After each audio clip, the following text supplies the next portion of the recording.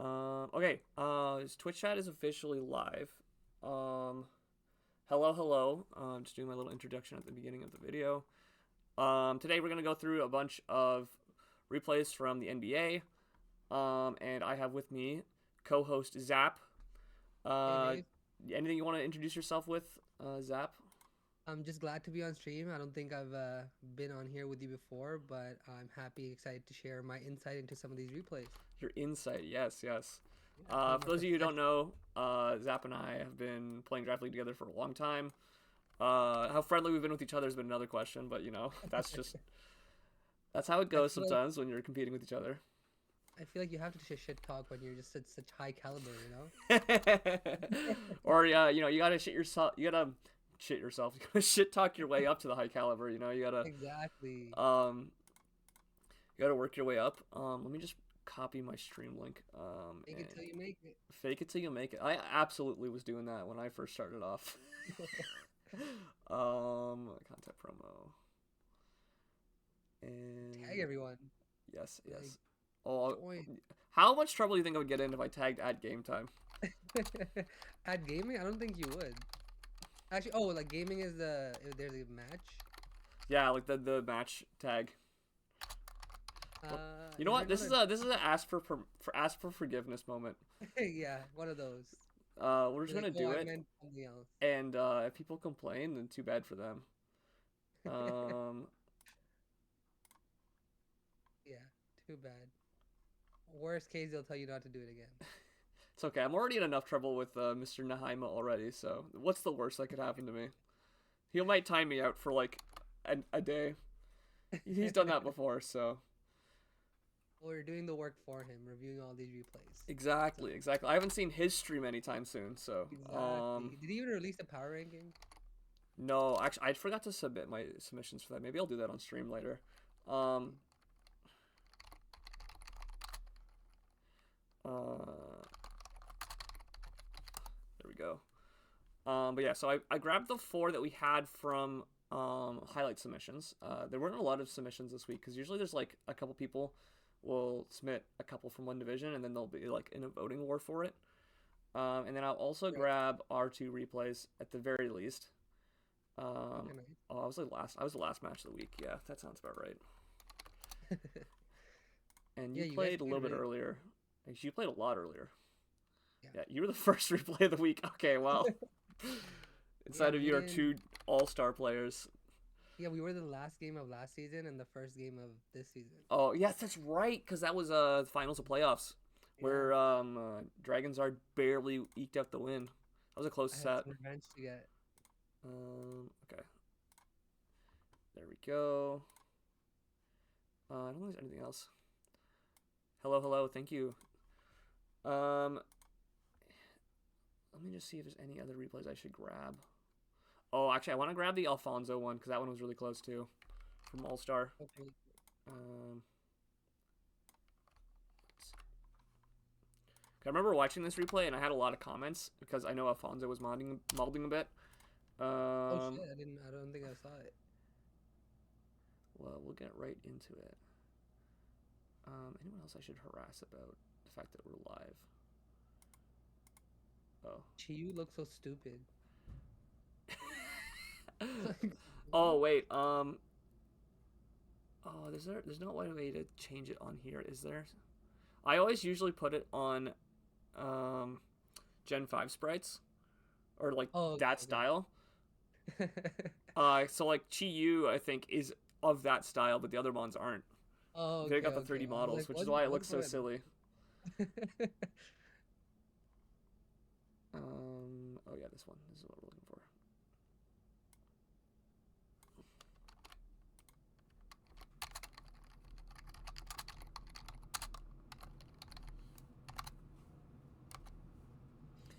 Okay. Anyways, without further ado, I'm just gonna get into this, and we're gonna start putting replays, putting parlays. Big content for Really? NBA. Yeah, we love to see it. Um. Oh, do we need to like get like the like live betting type channel point redeems when we're watching matches on stream? I feel like that'd be funny, but we already know the results of these matches because they've already happened. They've already been recorded. So it's kind of rigged to do that now. But I guess let's just get right into it. I'm gonna start with this Stormtide replay. I don't know if I watched this one on stream or not. Maybe I did actually. Oh, I might have watched this one on stream. Okay, we'll come This back. is from which division? This is from Truant. Truant.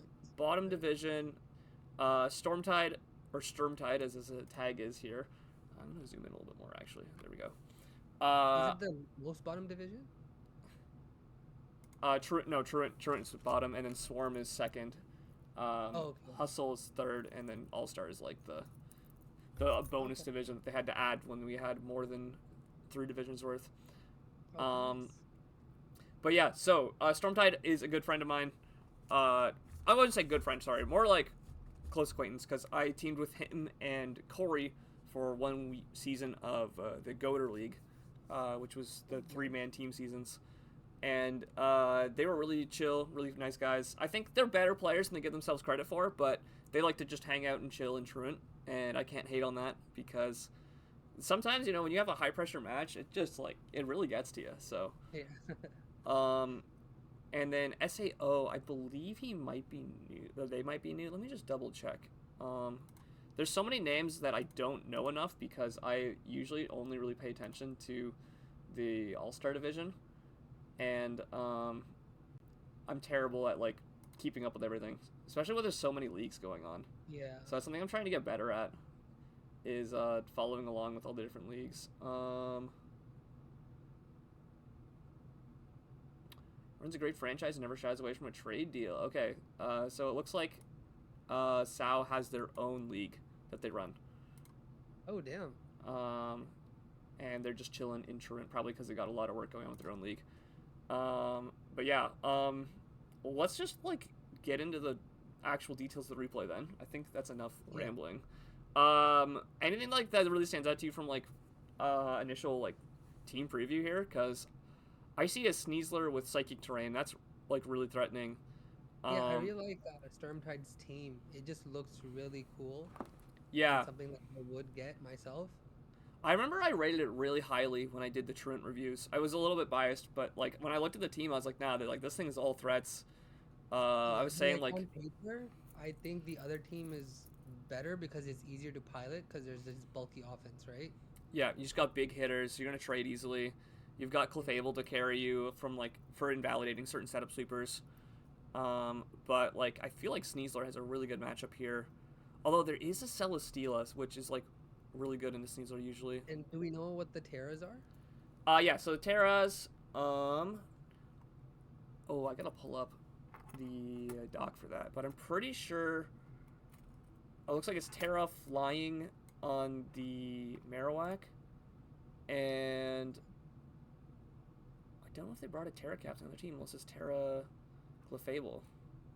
Let me pull up the Truant division roster doc real quick. Just from prediction thing, I think Sao might win. Even though I like the other team better. Okay. I like the prediction.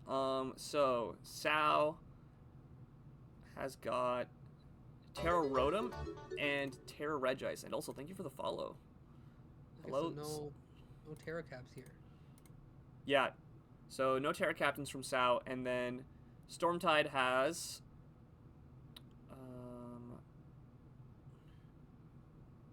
this is the right division, right? Yes. So both Iron Jugulus and Marowak are Terra captains. So looks like it's Terra Dark Iron Jugulus, which if you got poor Dark resist, that makes a lot of sense. And I like Terra Flying Marowak. That's pretty scary. I guess that's for Lunella or Ursaluna. What am I saying? Yeah, for Ursaluna.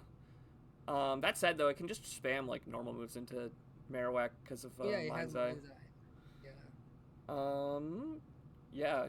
Okay, let's just get into it, and we can talk about the lead matchups.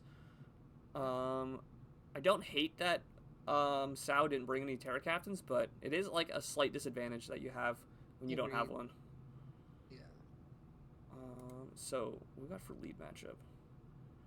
Okay, Ogerpon lead versus Marowak, and immediate knockoff. Oh. Yeah, that's huge. That's So huge. actually, I think I did watch this matchup either on stream or like shortly afterwards. But yeah, that knockoff turn one, getting rid of the thick club basically is like getting rid of huge power. Like that immediately, yeah, that stops that Flare Ooh, Blitz from killing. wait, he's not Rockhead either. Yeah, he wasn't Rockhead, so he was probably Lightning Rod for. There is a Rotom on this roster, so it's probably for the Rotom. Oh, true. Um, I understand why he led Marowak because the Sneasler lead was very obvious. So I'm assuming he was expecting Celesteela. or maybe even Annihilate.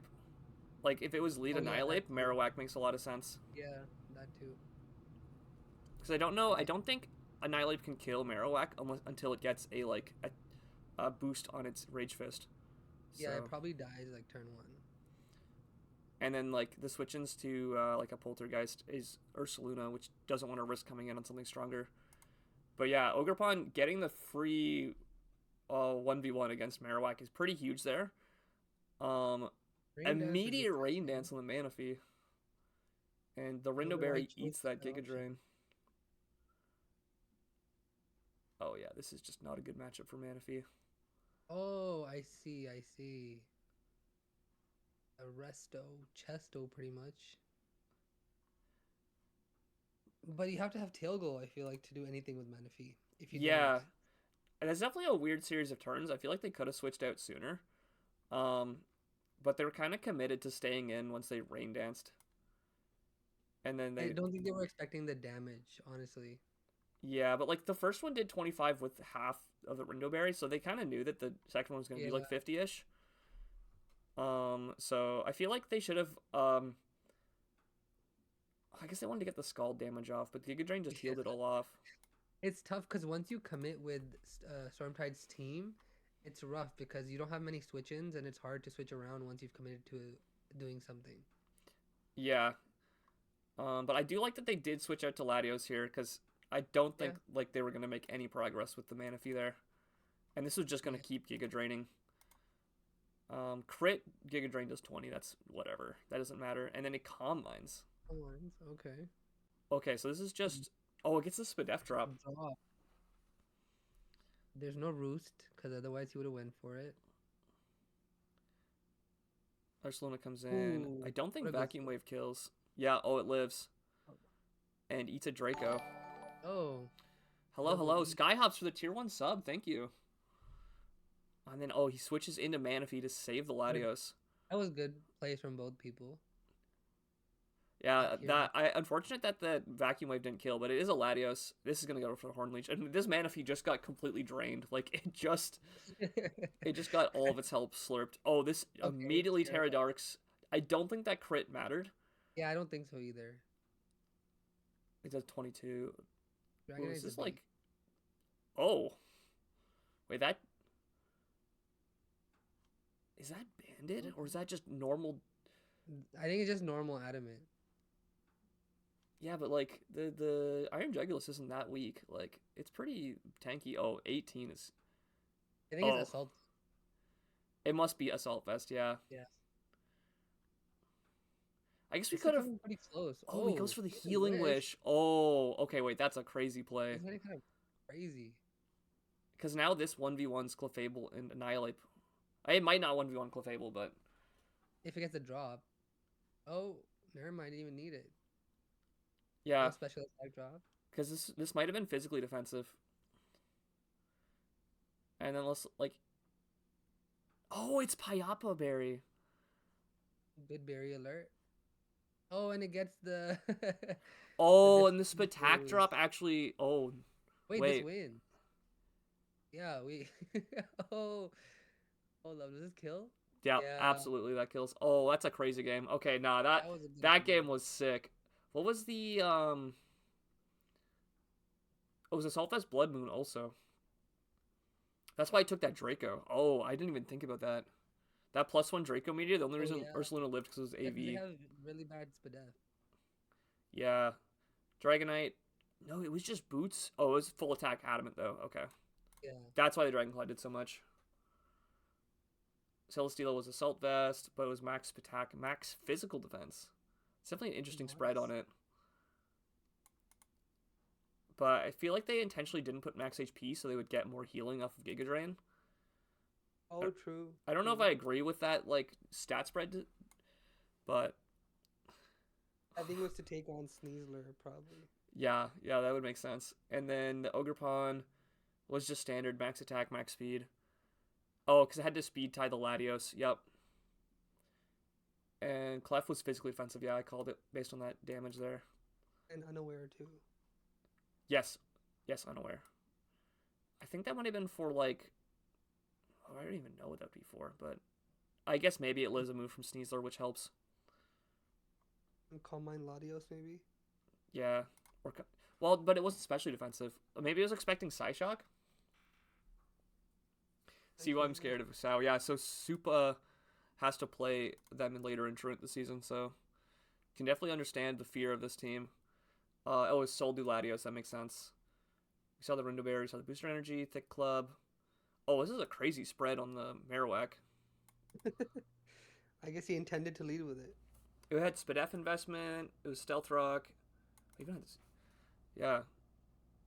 But that's probably for like Ursaluna or something. Maybe it lived like an Earth Power or something. Yeah. Or maybe it was so you could Terra Flying and then live a Blood Moon. Oh, maybe, yeah. Sash and Didi with Spadef investment. Oh, so that's why that. Can you go back to the turn he Healing Wished? Yeah, he Healing Wished, because he was just it in front of Celesteela, and he Healing Wished, like, as it was, like, about to die. Oh, okay. I was just wondering if it was the correct choice in that scenario. Oh, and Sneasler was Psychic Seed. Okay, so that's what I was wondering at the end, was because it didn't reveal an item and that Acrobatics did, like, no damage, I was wondering what was going on with the Acrobatics turn, because if it consumed its item there, how much did that Acrobatics do? Yeah, it did 36, so it would have killed if he had his item consumed, but it didn't work out for him. Can you go back to the turn where he used Healing Wish? Yeah. So it was in front of the Celesteela. So yeah, they just kind of trade damage here. This is only doing 30. So on this Healing Wish, wouldn't it be right to go to Sneasler? Yes, actually it would have been. Because the way that Healing Wish works is if you go into a Pokemon that's at full health, it doesn't go off. So you can kind of like preserve it for later. And then having Latios at like however much health would have won the game in the end. Yeah. Because you're forced to go like either Annihilate or Clefable after Sneasler kills Celesteela here. And like I think Sneasler can 1v1 at one of them, but not both of them, and then Latios can clean up afterwards. Yeah. I think that was a mistake made here. Yeah, and that's just like that's like one of those weird interactions with Healing Wish that you don't think about until it happens. Mm-hmm. It is a pretty hard one. Yeah, because you would have had Dire Claw for the Clefable. It doesn't have Dire Claw. We it's by end in our format, but like even Gunk Shot, I think what did it have? What did it have? Poison Jab. Yeah, Poison Jab would have done enough to Clefable. Yeah. I don't think Clefable had Psychic either, which was the one thing I was a little bit confused by. Like, I think if you're going to run Fizdef Clefable, you probably need to run a move to kill... Yeah. Oh, it did have Psychic. Okay, yeah, it did. I wonder if it kills, though. Psychic absolutely probably kills Sneasler, because it only needs to do, like, 25 base damage with the 4 times effectiveness.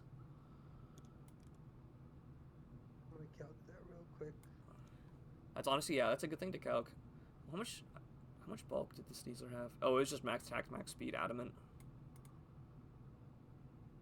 I wonder, no, I don't think Adamant outspeeds Ogerpon, so. Well, Psychic, like 87% chance to kill. 87? That's a pretty good roll.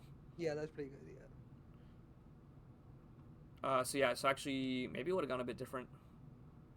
Because if you go Sneasler, you get off the Poison Jab on Clefable. Well, you Acrobatics on the like 4% Celesteela. Yep. And then you do whichever attack into Annihilate or Clefable, and then Latios cleans up the rest. Well, the thing is, like, if you go Sneasler first, and then they go hard into Clefable. Oh right, because it would just kill. Yeah. So I think Annihilate might still win the endgame if it's played right, but definitely could have gone a lot of different ways there. Yeah, but Yeah, yeah, because then I think if in the end it didn't get the drop on the Spadef, it might lose. Actually, I don't know. It could have gone either way. so like But I say for do think, example, Sneasler kills Celesteela here, they right. then go Clefable on the Sneasler, knowing that it's like teched to psychic it. That's true. That's true. And then you just barely live the poison jab, you psychic them back, and now Latios comes in on Clefable and clicks, like kills Clefable, and now you have Annihilate versus Latios, and because Annihilate has the Psychic Berry, you might just win, unless you like Yeah. go for like two Dracos instead. But I'm pretty sure No, two I don't think. Dracos might not kill Annihilate. No, I don't think anyone goes for Draco there. Yeah, Yeah, I think Sal still had it actually. close game though, crazy, crazy close game. It was a good game too. I liked it. But yeah, no, I like the sets. It was unfortunate that Stormtide didn't really play into the Healing Wish interaction there, but like that's a really tough call to make. Like Yeah. remembering how Healing Wish works is always really silly. So I would say this was a really high like skill level game for a Trent match. Like it was very back and forth. It was. It was a good game. I enjoyed it. I do think a lot of players could be up higher if they wanted. Yeah, absolutely.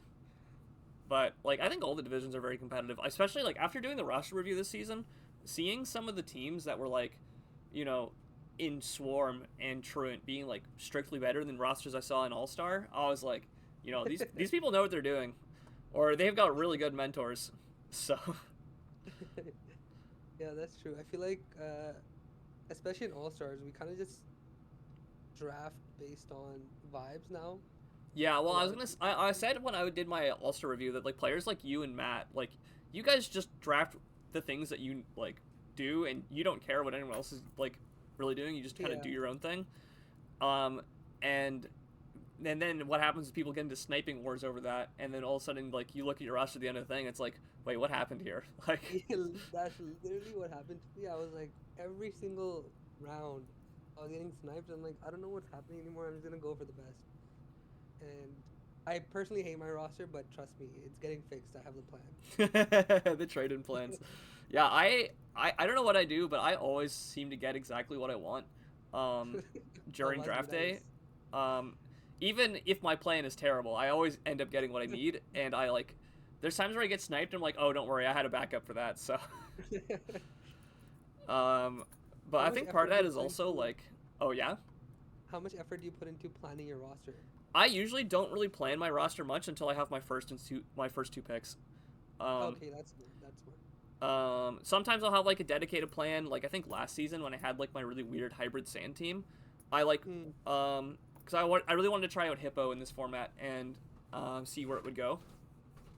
So I had right. like a very detailed plan for that, but I had a lot of like I had like a 3 core, and then I like put a whole bunch of other backup plans with it. So Yeah, I mean, weather requires more planning inherently, anyways. yeah. Whereas this season I had my meme first pick, and then I was like, okay, whatever comes back to me, I'll take. And I got Rillaboom as my like backup as my second Terra captain. It's like, okay, easy. I can go any direction with this. Yeah, that's true. That's true. So with that said, though, let's move on to the next match. This is. Let me just check who this is. Hippie and Unbanned Solgaleo, which I believe this is the Swarm matchup. Swarm Dog. Both very interesting teams. Yep. So Hippie is the one with Sarah Ledge as their Terra captain. They also have a Terra Persian Alola, which is actually a really cool Terra captain. And then Like, the Electric Terrain team is. It's not an Iron Hands terrain team. Who is Unbanned Solgaleo? I'm trying to figure out who their roster is. see first pick Coco. You'll find it. Honestly, first pick Coco is Pabby.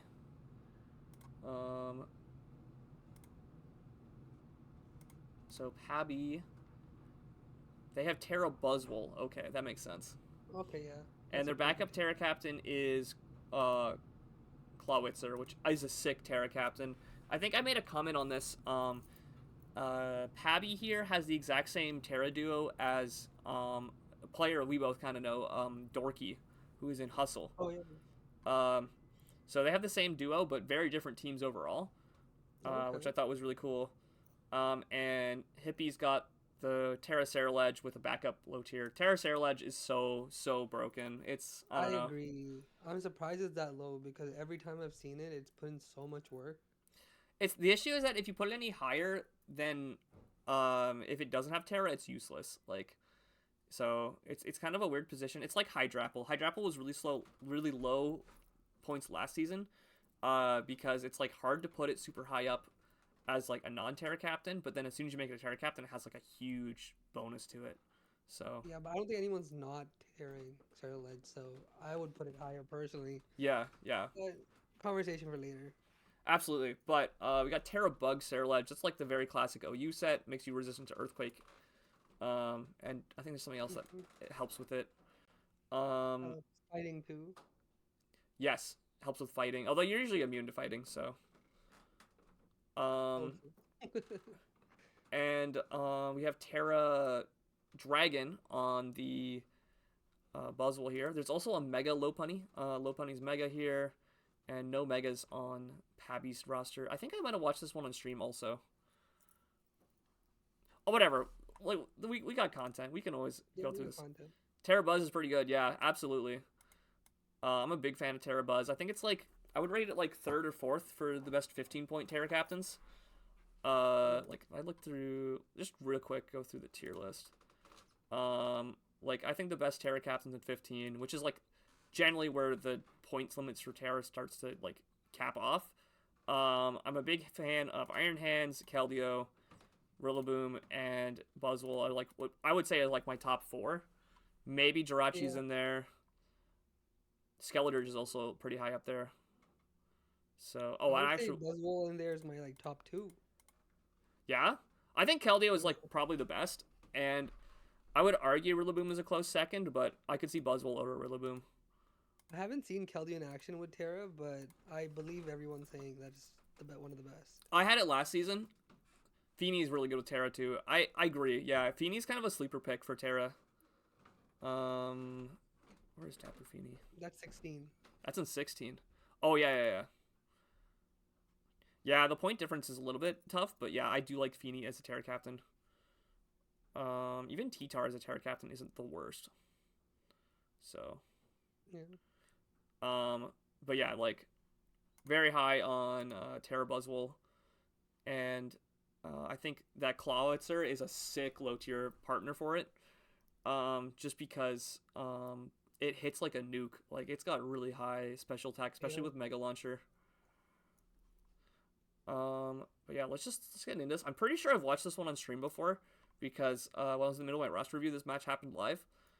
And I remember this exact turn one. You have the immediate U-turn on the Buzzwole, and it's Rocky Helmet, so he gets the free chip on I Lopunny. forgot Lopunny got U-turn. What the hell? Yeah, that was a recent addition. I think it was in Gen 9 it got that. So, Rocky Helmet is such a classic item for Buzzwole. yeah, it's so physically defensive. It's so physically bulky.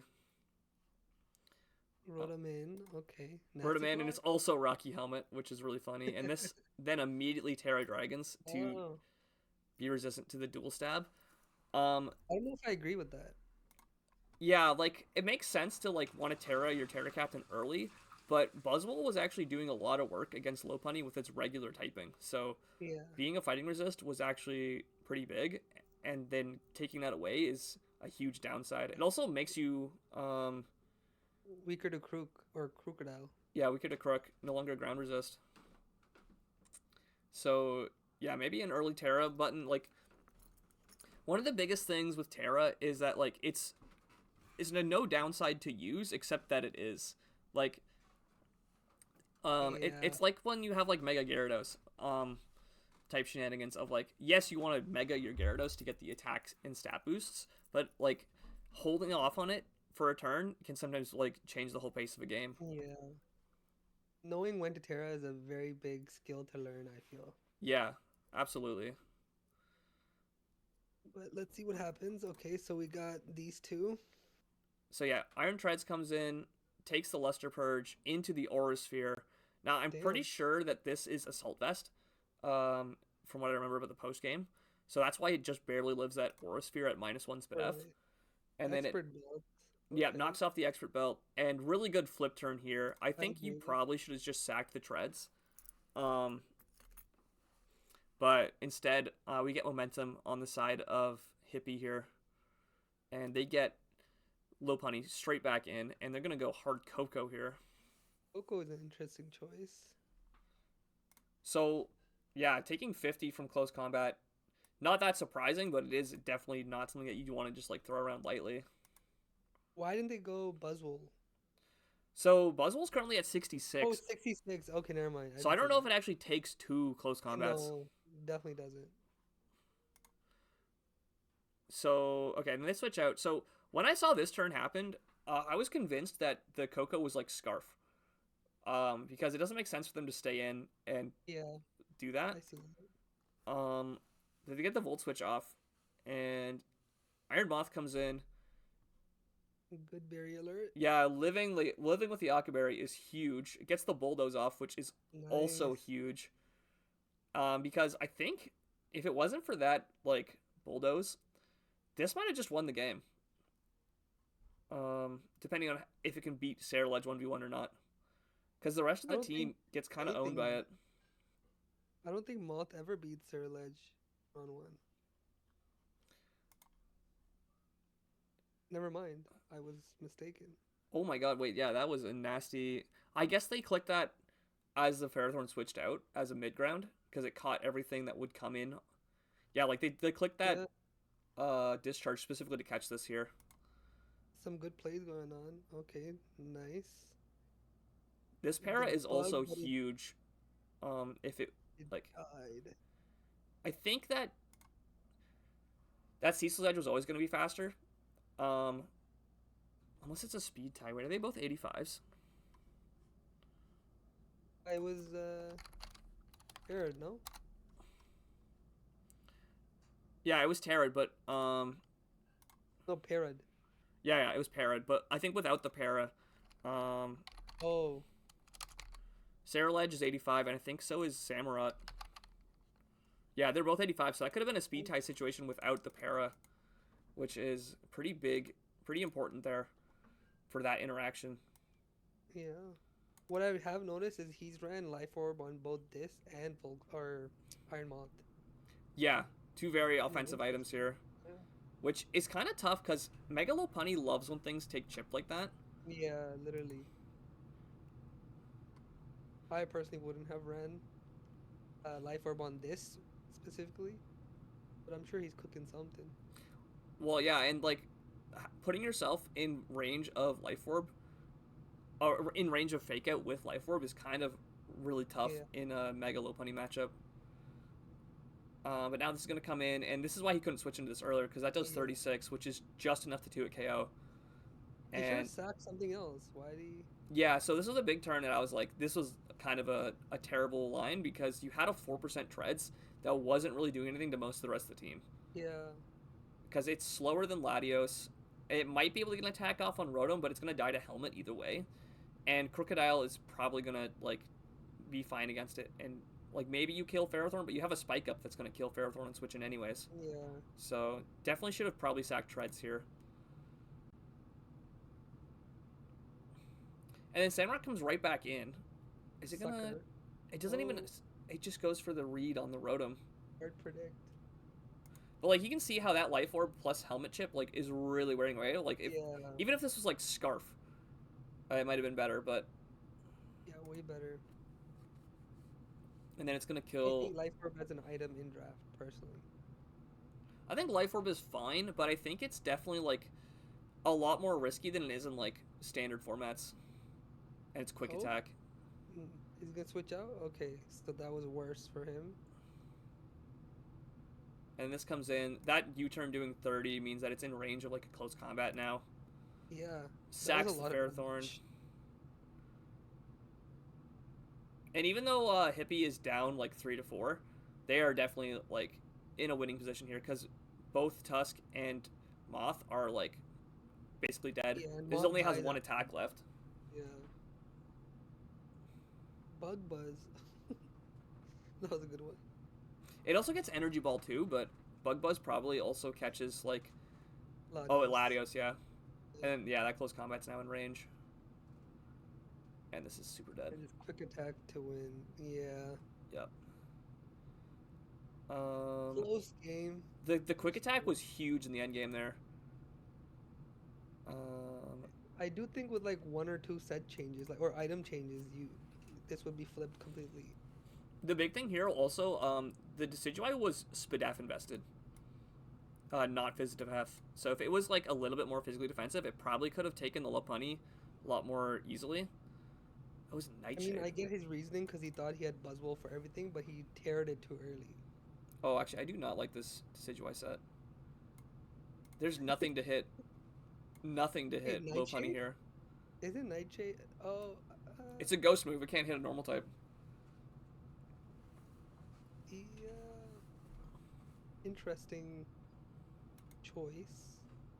It was Helmet Buzzwole. Notably, it had a fair bit of attack and speed investment, which I don't actually hate. But it might have been able to take some of those fighting moves a lot better if it was full Fizdef. This was just Jolly max speed. It did have Sucker Punch, which we never actually got to see. Yeah, like this would have been so much better with like black glasses or something, you know? Yeah, Black Glasses or Chople. Choppleberry. Yeah, Barry would have gone crazy on this. Whoever's in charge of the Twitch mobile app needs to be executed. That's honestly probably true. Who said that? That was Azzy, our boy Azzy. AV's treads. Yeah, this is what I mean by like that Aura Sphere. That's when I was like, oh shoot, like how to live that. That was AV putting in a lot of work there. I'm a disbeliever in Iron Treads. You are. It's been very controversial, I feel, because there's people who love it and there's people who would like, yeah, that mon's terrible. Like, why would you ever draft it? So, Yeah. Treads is so good. we're already on the arguments here. And oh yes, we didn't mention this, but it was Terrain Extender Coco. Oh yeah. Well, it's also Hasty Nature. Oh, I had mixed attacks. But like my big standout here is like outside of like Iron Moth and Iron Treads in Electric Terrain with the speed boost, nothing was faster than Lopunny Mega here. So they were really counting on Buzzwole to be the Lopunny check. They should have definitely had more defense investment than in that case. Yeah, I wonder if they needed the attack investment for like a specific calc or something, but Yeah. There's always other mons that they prep for that we never get to see. I like this Latios set. Just extra built 4 attacks, running all the coverage moves you need. Helmet, Max Fizz, Def, Rotom Wash, yep. With Pain Split and Defog instead of Wisp. I don't hate not bittering Wisp, but it did feel pretty free here. They might have been expecting like Terra Fire Buzzwole or something, but this Ferrothorn set with the plus Spadef investment and the Occaberry, that was probably spec'd to live that Fiery Dance. Yeah. But I don't think it lived. Like, if it was Booster Spatak, maybe a night. Oh no, it was Life Orb though. So If it had Fire Blast, it wouldn't have. I feel like. yeah, or even Flamethrower might have been the difference. Mm-hmm. But yeah, very close live. It lived at like 10% or something. Oh, this was a set I remember looking at and being a little bit curious about. It was not speed invested Ceruledge. But Terra Bug with Terra Blast? Does it not get X Scissor? wait. I gotta know. I don't understand the Terra Bug at all, though. It gets X Scissor. You don't even need Terra Blast. He probably didn't know. I would have done the same thing. And that's the type of thing where like you just want to Terra this. You're like, oh yeah, I love Terra Bug. That's like the OU set. Maybe you're comfortable with it. Terra Blast is non-contact. Maybe that's relevant into the Helmet Buzzwole, but Definitely. Actually, I But don't even hate that though. what is Terrablast bug doing for you anyway? It's probably to hit the Samurott because it resists the Oh, dual stab. okay. Was there I anything see. else on this roster that was weak to bug? I don't know. I guess he didn't have, or he had the moves he needed, so he's like whatever. Yeah, like Bitterblade Shadow Sneak is what you're gonna be running 90% of the time, anyways. It was bulk up, not Swords Dance, which explains why it was like Spadef invested and a lot Yeah. tankier. But yeah, that para really cooked it on the Switch end. Actually, that's a lot of considering how much that discharge did. That was a lot of Spadef. Like that did a lot. That I guess it was Yeah. +1 electric terrain boosted. Life Orb went crazy on it. Yeah. And then Lopunny was just standard Jolly. Oh, this is the set we didn't get to see, but I thought was cool. Loaded Dice Crocodile with Scale Shot. That's pretty funny. I don't know what that's for specifically, because is there even a dragon on No, just to get the speed boost, and then he can sweep with their other three moves. Yeah, just for the speed boost. But like, do you need the loaded dice to make sure that Scale Shot hits more times? Oh yeah, wait, I didn't think of that.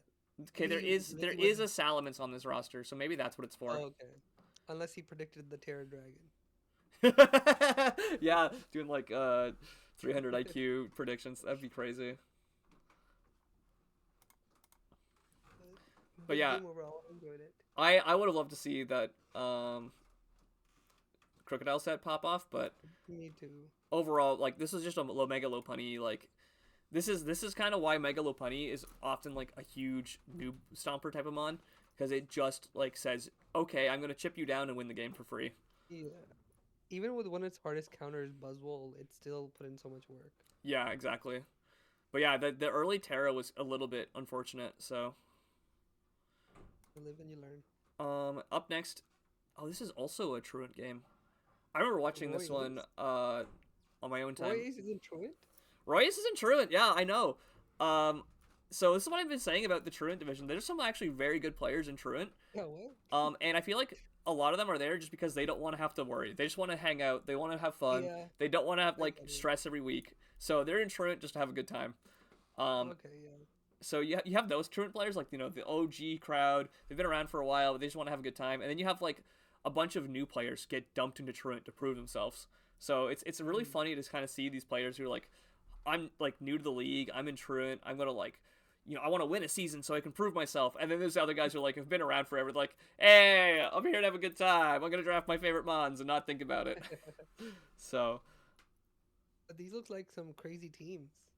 yeah, so I believe Bobozab has, oh, he has Terra Gengar. Okay, Okay. I saw the Riddle Bloom, was like, maybe that's the Terra Captain, but no, he has Terra Gengar. And then over here on Roy Ace's team, I believe it's Terra Heatran. Let me just double check on the doc real quick. These all look like the standard Terra types. They do look like standard Terra types, yeah. I'm pretty sure it's Terra Fire Heatran though. Okay. I could be Oh, wrong wow. on that. Oh, this is Swarm Division. 1 second.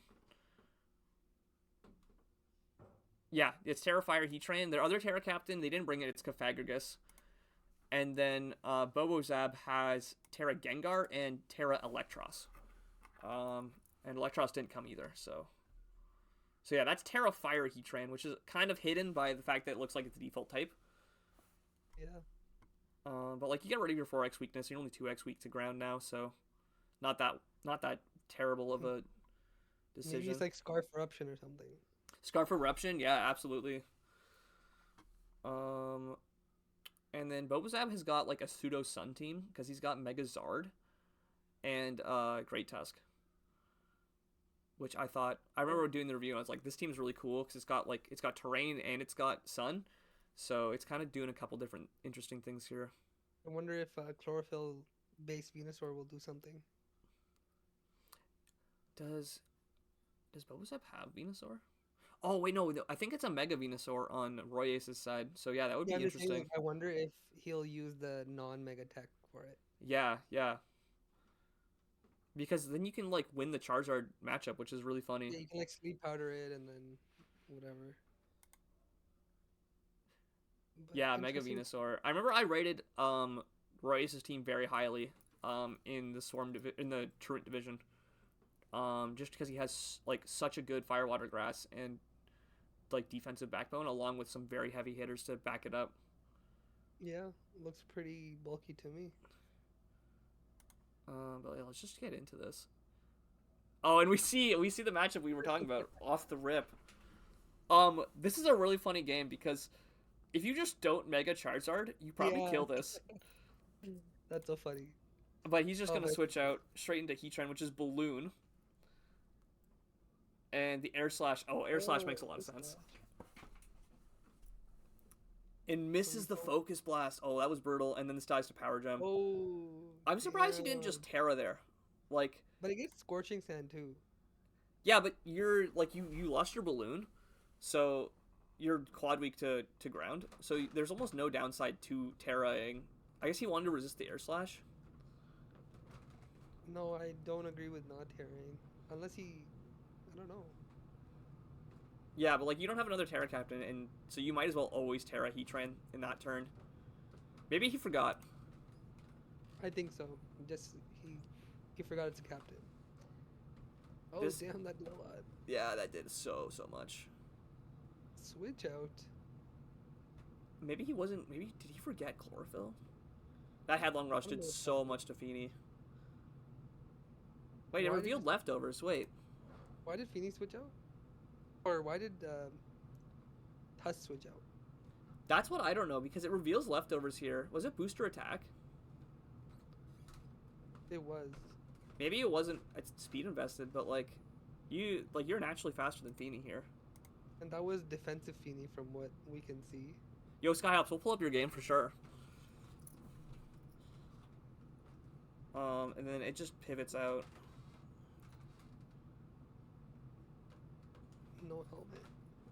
This Feeny getting absolutely bullied right now. But it does force out the. Wait, did it not have Poison Jab or something? Maybe he's just banded. Yeah, maybe it was a choice item. Okay.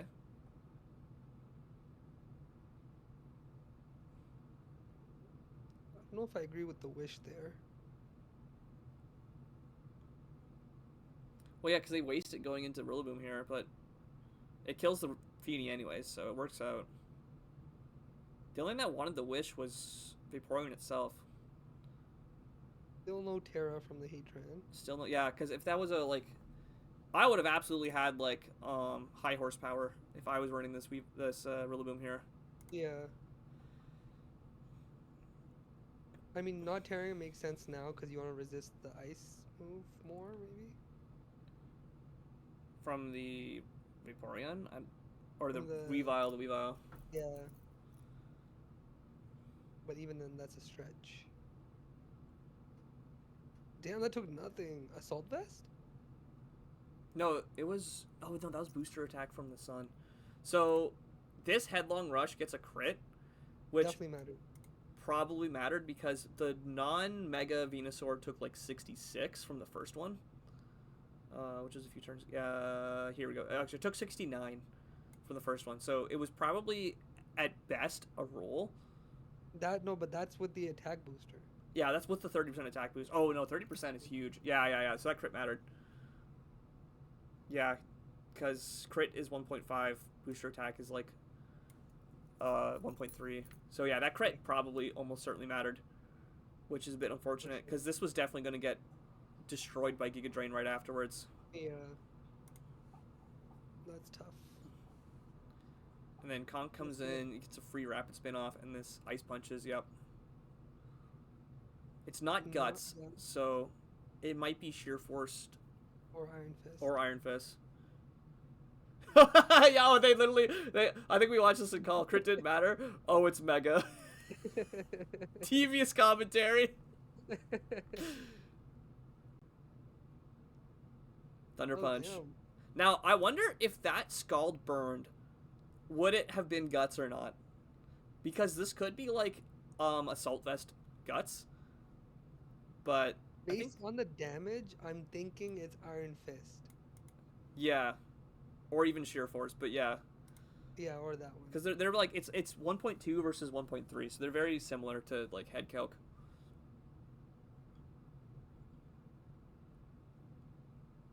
Is gonna switch out. Heat Train comes in.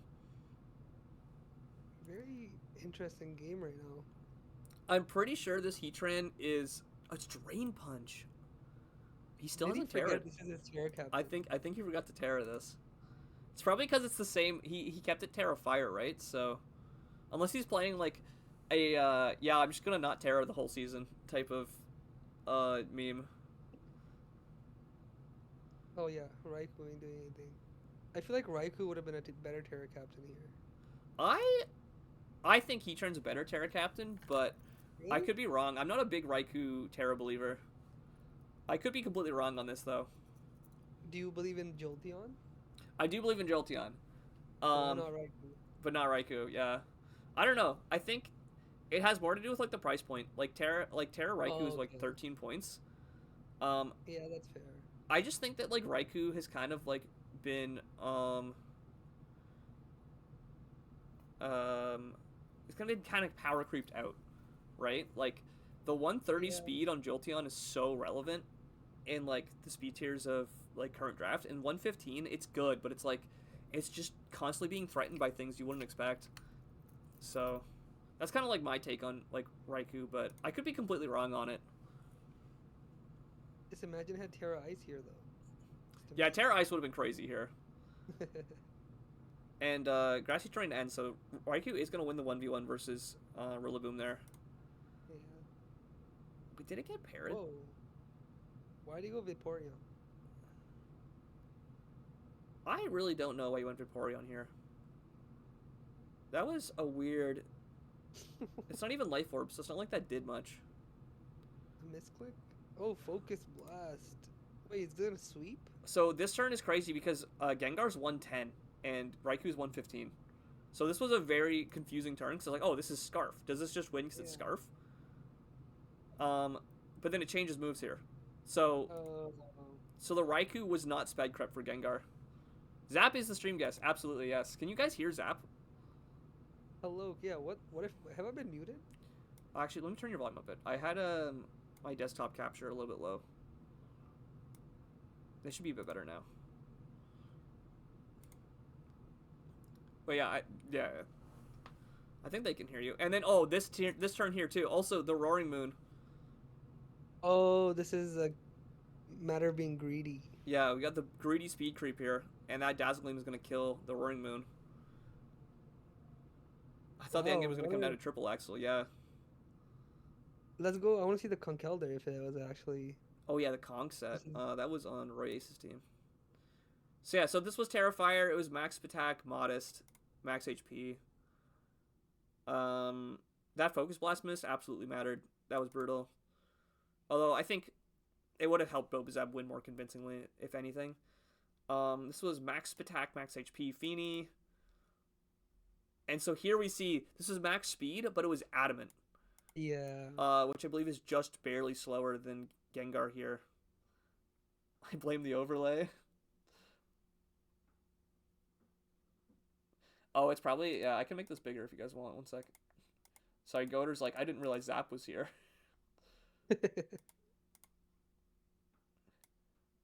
There we go. Is that there we go. There you go. So yeah, greedy speed creep on the Roaring Moon to get the booster attack. Yeah, but I understand it because he had Dragon Dance. It looks like it's part of the showdown text. That's fair. Venusaur was chlorophyll, but it had no speed investment, so it Oh, might not have max actually been attack. faster than some things with the chlorophyll boost. Wait, a modest Venusaur only doing like what 50 to that Tusk was kind of crazy. Was that AV Tusk? 100% had to be. Oh yeah, absolutely. Oh, it was like max Spadef too. Yeah, That's a lot of Spadef investment on your Tusk. yeah. Wait, that headlong rush did like 60 without like any attack investment? That's nuts. So Feeny outspeeds Damn, it. it had Oh yeah, so he probably knew that Feeny was fast. That's why he switched out. Yeah, okay, yeah, I get it now. There was some super weird like speed creep turns this whole game though. Um, Gengar was, yeah, it was. I don't know what it was speed creeping, but it was like basically max speed. Was there like a 108 or 109 that it was What trying was to? the Vaporeon item? Or not Vaporeon, the Weavile. Levi was protective pads. Oh, okay. Wait, was the Heatran? Was it Flash Fire or was it? Yeah, Flashfire. It was the first one. Oh yeah, yeah. What Okay, was so Conk again? pardon? What was the Conkeldurr? Oh yeah, yeah. Well, I got totally sidetracked. It was punching glove. So his Iron Nice. Fist punching glove. Oh, that's funny. That's a good set. I love I that do set. like that. But Yeah. I do feel like if it was like AV Guts, it might have been really good too. Yeah, lots of things could have been different this game. We had hacks on both sides with the crit on Venu. Oh, the Raikou was also Assault Vest, which is why Oh, it I was so hate greedy Assault on the Vest speed on creep. that. Yeah, I don't know if I agree with that. Like, unless your coverage moves are really important. But being slower than Gengar is, like, not somewhere you want to be, I think. I mean, I get it because I'm assuming the extra sensory kills Gengar Yeah, yeah, yeah. and you live easily, but yeah, that was Well, and rocks are up to break its sash, so. also Terra Blast fighting with Gengar is kind of crazy. Oh, wait, did it collect Terra Blast and not Focus Blast? Yeah, I think it was just the animation was still Focus Blast. Oh, absolutely. Well, it says Blast, so I just. I assumed that Terra and Focus were interchangeable there, but yeah, it was Terra Blast, so it wasn't gonna miss. That's good. Um, oh, it was Nasty Plot too. Yeah, really interesting game, I think. Very interesting. Um, but yeah, I feel like this is a really like this is a prime example of why you need to like um know what you're doing with your speed creeps because we've seen people get punished for greedy speed creeps before, and this is like a classic example of why that can come back to bite you. Because I think that like maybe Weavile could have ended the game regardless, but like Roaring Moon and Raikou being slower than Gengar just lost the game on the spot. Yeah. Up next. Now we did get some requests Donkey. for other matches, but this was the one that we had in the highlights channel. And then we'll do your replay before you have to get going, and then I can Yeah. kind of go over some of the other people's specific replays that you've requested. But I this haven't was seen this one. you haven't seen this one. This one's really No. close. I remember watching this one kind of half on the side, and like there was just a lot going on in the end game. So here we have Azzy. I believe their Terra Captain is Terra Steel, Moltres Galar. And then Shinoshin's been really nice. They Terra'd their Mons appropriately. So the obvious one here is that it is Terra Ghost on the Hydrapple. And I don't think they brought their low tier Terra Captain. Let me just double check Yeah, what the no low need tier to. is.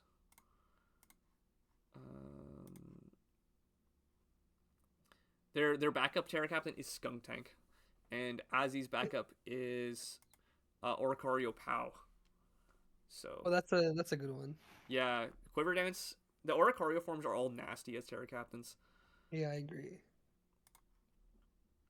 But yeah, let's just get into it because I feel like this game it might go a little bit long just because I remember it being a long end game. And here we see the First turn. Yeah. first First turn turn Terra Terra. Ghost, and it's Rocky Helmet too, which is probably specifically spec'd for this Sneasler. I don't know if I agree with first turn Terra, but I understand why he did it. Well, I mean, if you knew that was gonna U-turn, like like you don't want to take a super effective U-turn first thing, because that would have done like how much did it do? It did 11, so it would have done like quadruple that. So like I guess it's only like 50 ish. The only thing is, it's Terra Ghost, which is why I'm a little concerned because then you're just so much more weaker to Moltres. And he's Yeah, already pretty weak to it. yeah, exactly. And like you kind of want to keep the grass dragon type for like Ferrothorn. Yeah. So I don't I hate feel like it though keeping a because the reason I don't hate it is because now that it's Terra Ghost, it can just always switch in on Sneasler for free. You don't even have to worry about like the U-turn read. yeah, I guess that's fair. That is a good point. And we got more pivot Mm. moves as Slowking comes in. Actually, wait, Like a why good did T wave. I did what? Oh, it might have been Assault Vest, Alumamola. Because Oh, that Terror Blast true, did true. 18. Unless it's like max Spidef and no Spitac investment on Hydrapple. This is gonna Oh, T-Wave and then damn. immediately trigger Lumberry, and then this Slowking is just dead. Oh, But this damn. is, wait, this is really scary. This might, like, if something doesn't go right here for Shinoshin, this could just win the game right now. But he switches out. Switch Okay. out. Into the Flare And Blitz. And then Toxics gets the flip turn off. good on Azzy for switching out because it was really easy to stay in, but I guess he's playing a long game. Yeah. Well, I mean, he's already got the advantage because Slowking is gone, right? Not using Trace base Gardevoir is a choice Oh, that's true, yeah. against 2 regen and an Intimidate. Oh, you can absolutely just spam Regenerator without Mega-ing. This Arcanine is going to keep taking Chip here. But it does Morning Sun. Did it take Rocks? I don't think so, no. No, so it's Boots. He's going to knock off Knock the off. Rocky Helmet. Knocking off the Rocky Helmet is actually pretty big here. I didn't even know this got knockoff. What the heck? Yeah, it's actually always had knockoff. I think it's had it since, like, Gen Damn. 5. So, I hate that mon. you hate Alumamola? I hate it. I've It's been a so Alumamola believer since, like, Gen 6, Gen 7. And then Oh, everyone disrespected it back in the day. And then all of a sudden it got flip turned and everyone's like, oh, this is the best mon since sliced bread. And I'm like, y'all are fake fans. I don't believe I'm a believer in it. I just hate it. That's fair, yeah. It does something when you play against it sometimes. And I've had my fair share of losses to it. I think I lost to against Suzu not too long ago. He Yeah, won it's like a just Lomola endgame unkillable. against me. It was a brutal game. Also, that Terra Blast steal was kind of crazy. Oh wait. Yeah, Against Terrablast Steel for the Baxcalibur. It was faster too. Yeah, I mean, makes sense because I think Excalibur is a pretty huge threat Wait, how fast versus his is... team. Oh, Moltres Galar is 90. I thought it was 85. Okay, so it's naturally faster than Bax. Bax is 85. Bax is 87 and where is this replay? Here. And Drill is 88. So Okay. it's probably max speed investment for both of those. In comes Gallade though, and so Azzy's currently up 6-3. But this Gallade I think it just claims one now. He's going to go into Ferrothorn because there's like no good fighting resist that wants to take this. It ate that though, damn. How much did that... It wasn't even Choppleberry, it was Citrus. It just Maybe gets a it's lot not of chip massive. with the barbs here, and then this can come in for free. You're forced to go Hydrapple. He's just going to U-turn again. And this comes in on the Dark move. And just barely lives, but now you're in a position where like you can only take rocks so many times and like you're just gonna get chipped down. Oh, that got obliterated. Oh my god. That might have been like offensive Rotom Heat. Yeah. The fact that died but the Ferrothorn didn't is crazy. Okay, so here he goes Arcanine instead of the obvious Hydrapple because he doesn't want to let Moltres Galar in. Right. But then... Oh, he clicked Hyper Voice. Did he not have a move to hit this? Probably. I swear he revealed Psychic, no? Or am I... He did click Psychic. Yeah, wait, what was wrong with Psychic there? It hits everything. I don't know why he Hyper Voiced. Because he's bad. Because Azzy's bad. Because it did 28. It might not have killed even if he clicked Psychic there, but... Because the Pixelate boost also increases the base power. Only by like, what, 30%? Yeah. So... He's bad. Anyways. He's bad. Once again, fast Moltres Galar outspeeding the Arcanine here is also huge. Wait, hold on. If this clicks Agility here and he switches out, that would be crazy. Agility Mega Glade. Because then he has to switch out here, right? Because then he Yeah, could yeah, yeah, lose yeah. to Hydro Apple. Well, yeah, that would be a crazy play. It, Let's see. no, it just CCs. No agility. I mean, he probably didn't have it. It's a Yeah. tough move to run.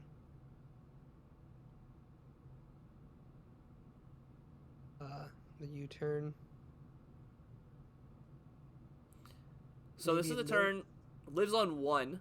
This thing barely lives. Terra Blast. And it Terra Blasts. So if this had, like, Earth Power, it might have killed. But, I don't think Terra Blast would have been, or Earth Power would have been enough even then. yeah. Well, it depends on the, like, spread. But living that Dark move just barely was insane. And then Slinger comes in and cleans. So yeah, considering that, like, on turn, like, 20 or whatever, That was pretty close. Damn. it was 6-3 on turn 20, and then it ended up being a 1-0. Yeah. So very close game in the end. I do think Ozzy maybe could have preserved better for Diff, but we'll see if that actually comes back to bite them in the season or not. Adamant backs, Adamant drill. Yeah, With Chopper. Max Spadef, Arcanine. Oh, it's Chopple. Ooh. And the Mega Glade was just it was Swords Dance, not agility. With Shadow Claw? I'm not sure. For the guard. Oh yeah, for Gardevoir.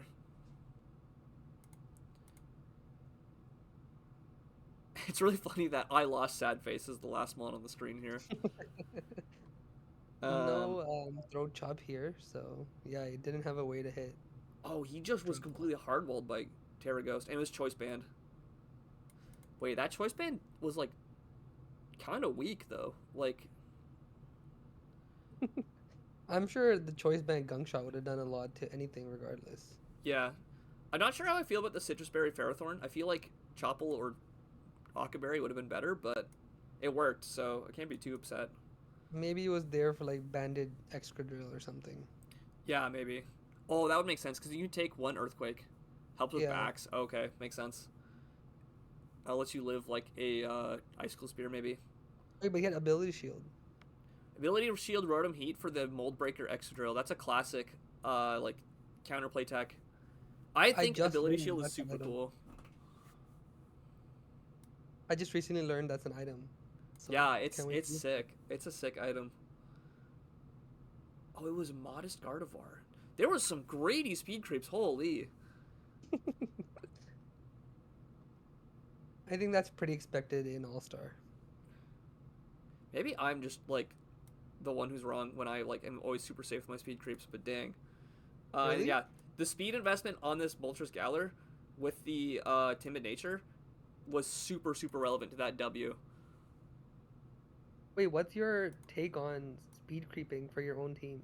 So my rule of thumb is I always start with like the speed creep the thing that's going to threaten you first, and then if I need investment later, then I'll speed creep more aggressively.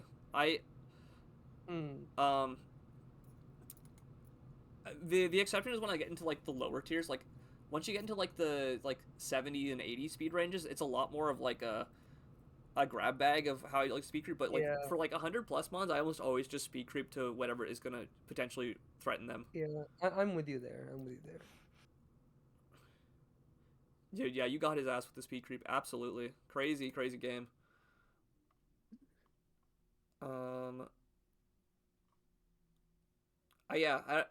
I feel like this game was a lot more dominant than it looks at the end. I think Azzy kind of had it like on turn 20. Let's go to like if you look at turn 20, right, this game looks kind of over already, and then it ended up being a 1-0 at the end. So I feel like Azzy maybe could have saved more, but yeah, I think after maybe Slowking just went playing backs. safe. Yeah. Trading down to prevent the potential loss to something silly. But like we've seen differential matter a lot in All-Star in the past, so I think like you got to be kind of aggressive with your wins. Yeah, last season I wouldn't have made playoffs if I didn't end up trying at the very last game. Speaking of trying at the very last game, let's watch Europe replay because I remember this replay was pretty close. It Um, was in so my entire let me walk you through my head space, okay? mm-hmm, My entire game plan was that his Greninja is faster than everything on my team. mm-hmm, So I knew it would be Scarf and I knew it would have low kick. Okay? mm-hmm. I did the calc that low kick kills Darmanitan in like 99% of scenarios. But I EV'd it to live a low kick. So I was like 100% he's leading off with Scarf Greninja. And I'm going to live and click Icicle Crash and I'll win. And that's the only game I had going into it. And if it didn't work out, I was like, okay, whatever. And you'll see turn one. It didn't work out. Wait. Sound off. Oh, shoot. Oh, that jump scare. Um, so yeah, so he leads Swampert, which I thought made a lot of sense because there's nothing on your team that really leads well into it except for maybe like Wisp Rotom. Yeah, I should have thought about that more. I was just stuck in the lead grind is so good. But I still got a good damage off. Yeah, you're banded, right? That's got to be banded. Yeah, I'm banded, yeah. That's a lot of damage. Is that even max Fizdef? I feel like this might be Spadef invested with that That is damage. max. Oh my god. Okay, yeah. Yeah. I'm very much in the camp that I know that Darm Galar is very easy to play around, but I just don't think it should be legal. Or it should be like way higher tier than it is. It's so The thing lame. is, as somebody who's drafted it twice, it's so hard to build around. Like, because there's so many checks that your um, opponent has that sometimes it's not worth it. That's fair. Yeah, like it's very like greedy in terms of like needing good supports on your team to enable it, right? Yeah. But yeah, that But Ice Crash does huge damage. He's gonna go for another protect. And like you look at his team, he has nothing that wants to switch into this. I mean, he has Mega Scizor, but I was like, whatever, I'll take the chip I can. Oh shoot, wait, there's still noise. Um, sound off. Do the volume to 0, the slider on the bottom right. That works. There we go. Yeah. But yeah, doing 63 like turn 2 with this Icicle Crash, absolutely massive. I'm also surprised he didn't just go hard Scissor after protecting there, but probably wanted to like save the damaging. Like getting rocks up was huge. He told me he thought I might have been like a non-choice version and went for Flare Bits afterwards. Mm. He didn't want to risk it. Whole Star Games before Sunday. This aged poorly. That aged so poorly. Oh my god. This was a ballsy play by me. I was so scared to click that. To click the trick. Yeah. What did you click that against? Oh, against the Mega. Yeah. Yeah, But it that's a worked out. tough. That's a hard read because, like, the best you can do is wisp it, right? So like, unless they're that worried about the wisp.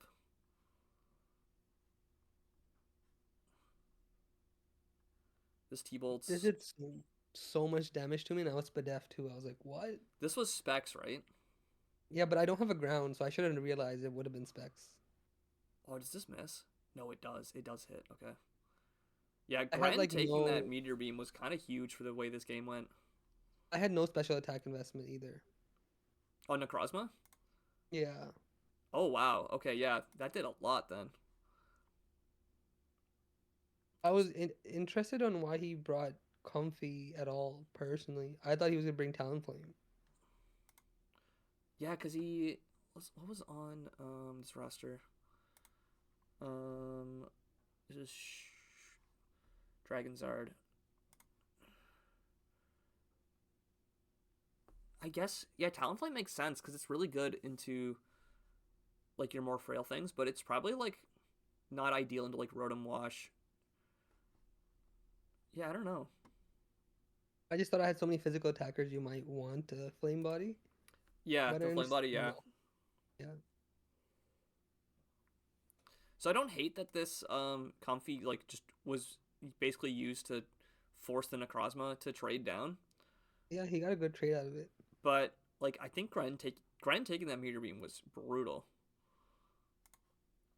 Yeah, it definitely helped my game plan a lot. So that dies. This comes back in. We know this is Specs, roughly. 45 is a lot to a It's Reuniclus. so much. So here I was like, he's gonna switch out because I purposely made this Terra Fire but I never had Terra Blast or intended to tear it ever. Yeah, I think this sequence of turns was really interesting because yeah, you threaten it out with the Terrifier, you go for the Trick Room, but now you're in an awkward situation where like Hoopa Unbound is also kind of low key a Trick Room abuser sometimes, but like you have really good ways to come in against it if you Yeah, trade. So enforcing the Terra there is honestly not that bad for Dragonzard because Psychic Dark is just such a bad dual typing that getting out of it early helps. yeah. Now this comes in Iron Defenses, and the Swampert lives, but it just flip turns as the Trick Room ends. This Volt Switch. So I was really surprised that this didn't like Focus Blast here, because I felt like you kind of had to respect the Melmetal. But maybe he was more scared of the Scyther coming in. I think it was such an easy thing to not. You don't have to risk it if you don't know what item I am and you might die afterwards, especially since Thundurus is so good. Oh, and here I was like, when I saw this Volt Switch, I'm not sure what the calc was, but I feel like Thunderbolt killed, right? I don't think so. I think he still had to Focus Blast. Because the first one did 37, so that was a higher roll, and the second one did 34. It might have been close. Yeah, it might have been pretty close. I think maybe I'm remembering. I've been playing some Gen 5 lately, where Thunderbolt is 95 base power instead of 90. So, and then yeah, the rest comes in clutch here. I'm surprised you didn't rest this turn. I But figured if I rested, then he would just go to Thundurus anyways. yeah, that makes sense. And you revealed your whole set, so. Yeah. And now he focus blasts. Okay. Yep. Sam's nicknames. What's the nickname scheme? We got me after I. HP. Oh, that's an It was OG just Matt comment. The HP it was just water. mainly Rotom Wash. Me saying me after the hidden power ban, so I'm washed. Oh, then that's good. That's good. And my Melmetal was named Tampon, which you can figure out why. Yeah, yeah.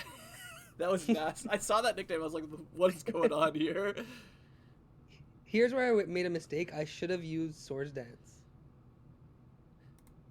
Yeah, because I don't think this gets anything that really threatens you, right? Yeah, exactly. I should have just used Swords Dance and went for my win. I don't know why I didn't. Maybe I was scared of missing. I can't remember. Well, like, But doesn't. Oh, you're not Scarf, though. You're, yeah, I'm banded. Yeah. And then I didn't realize, like, oh, I tear it out of my Focus Blast Resistance. resist. Yeah. And then you're down in an endgame where you have to dodge Focus Blast to win. Yeah, but I knew I would. yeah, but I dodged these.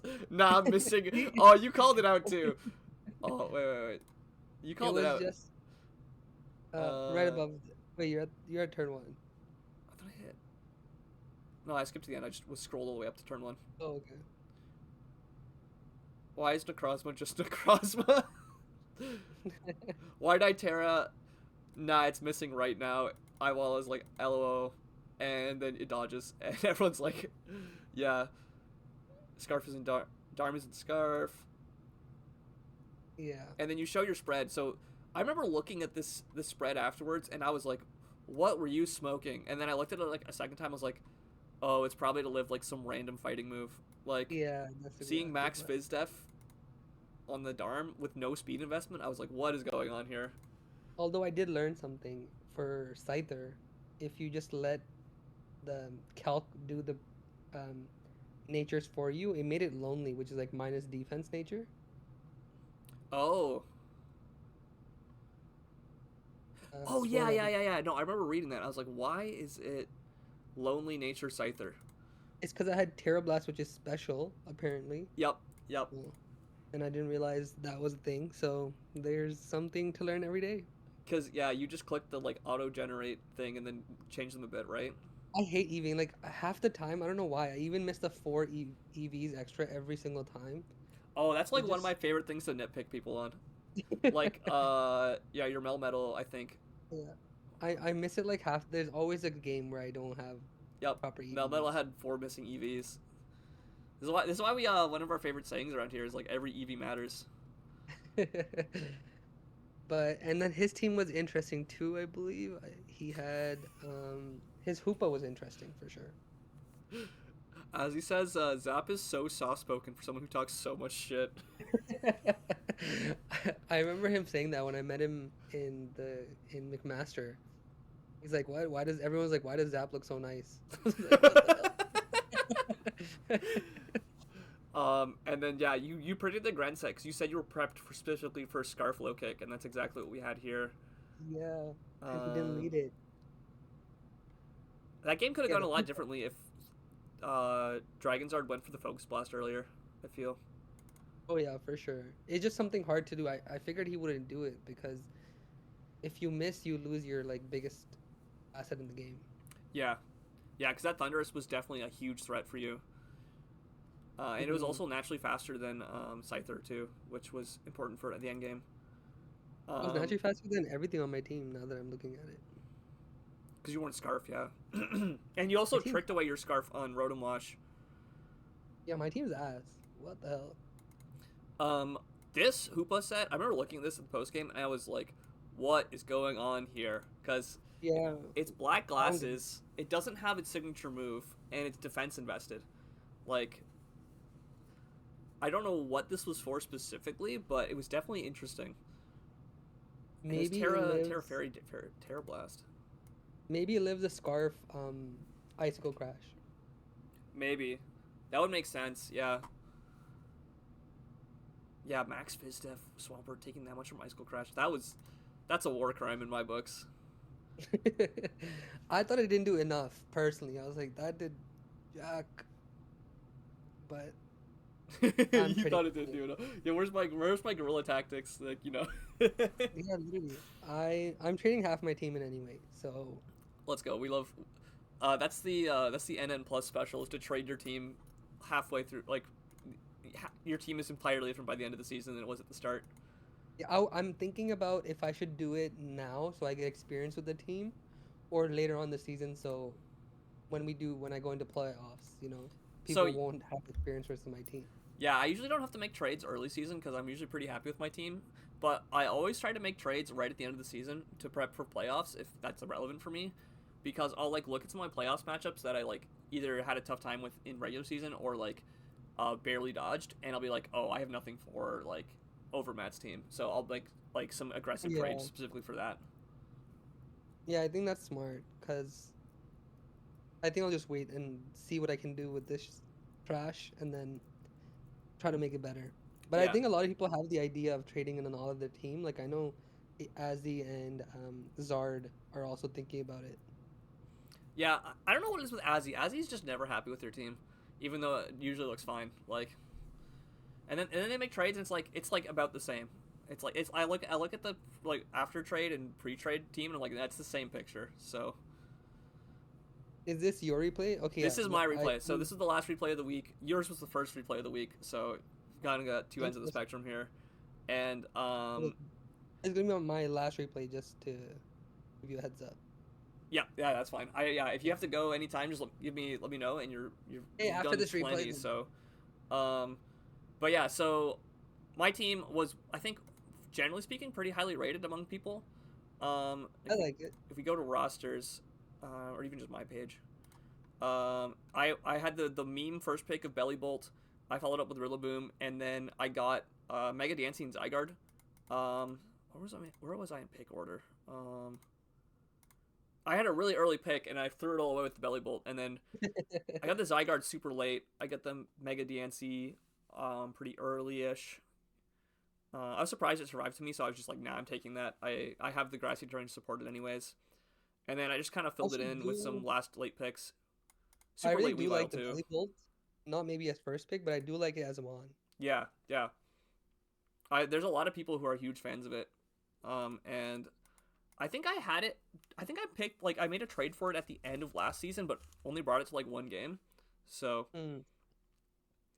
And then I think Rillaboom is a really good Terra captain. I'm almost surprised it's Terra legal, but like at the end of the day, its base typing is so good it doesn't really matter that much. Yeah. So, and then I've always wanted to use Pecharunt, so I'm excited to have it on this roster. And Demonic Mon. yeah, very demonic.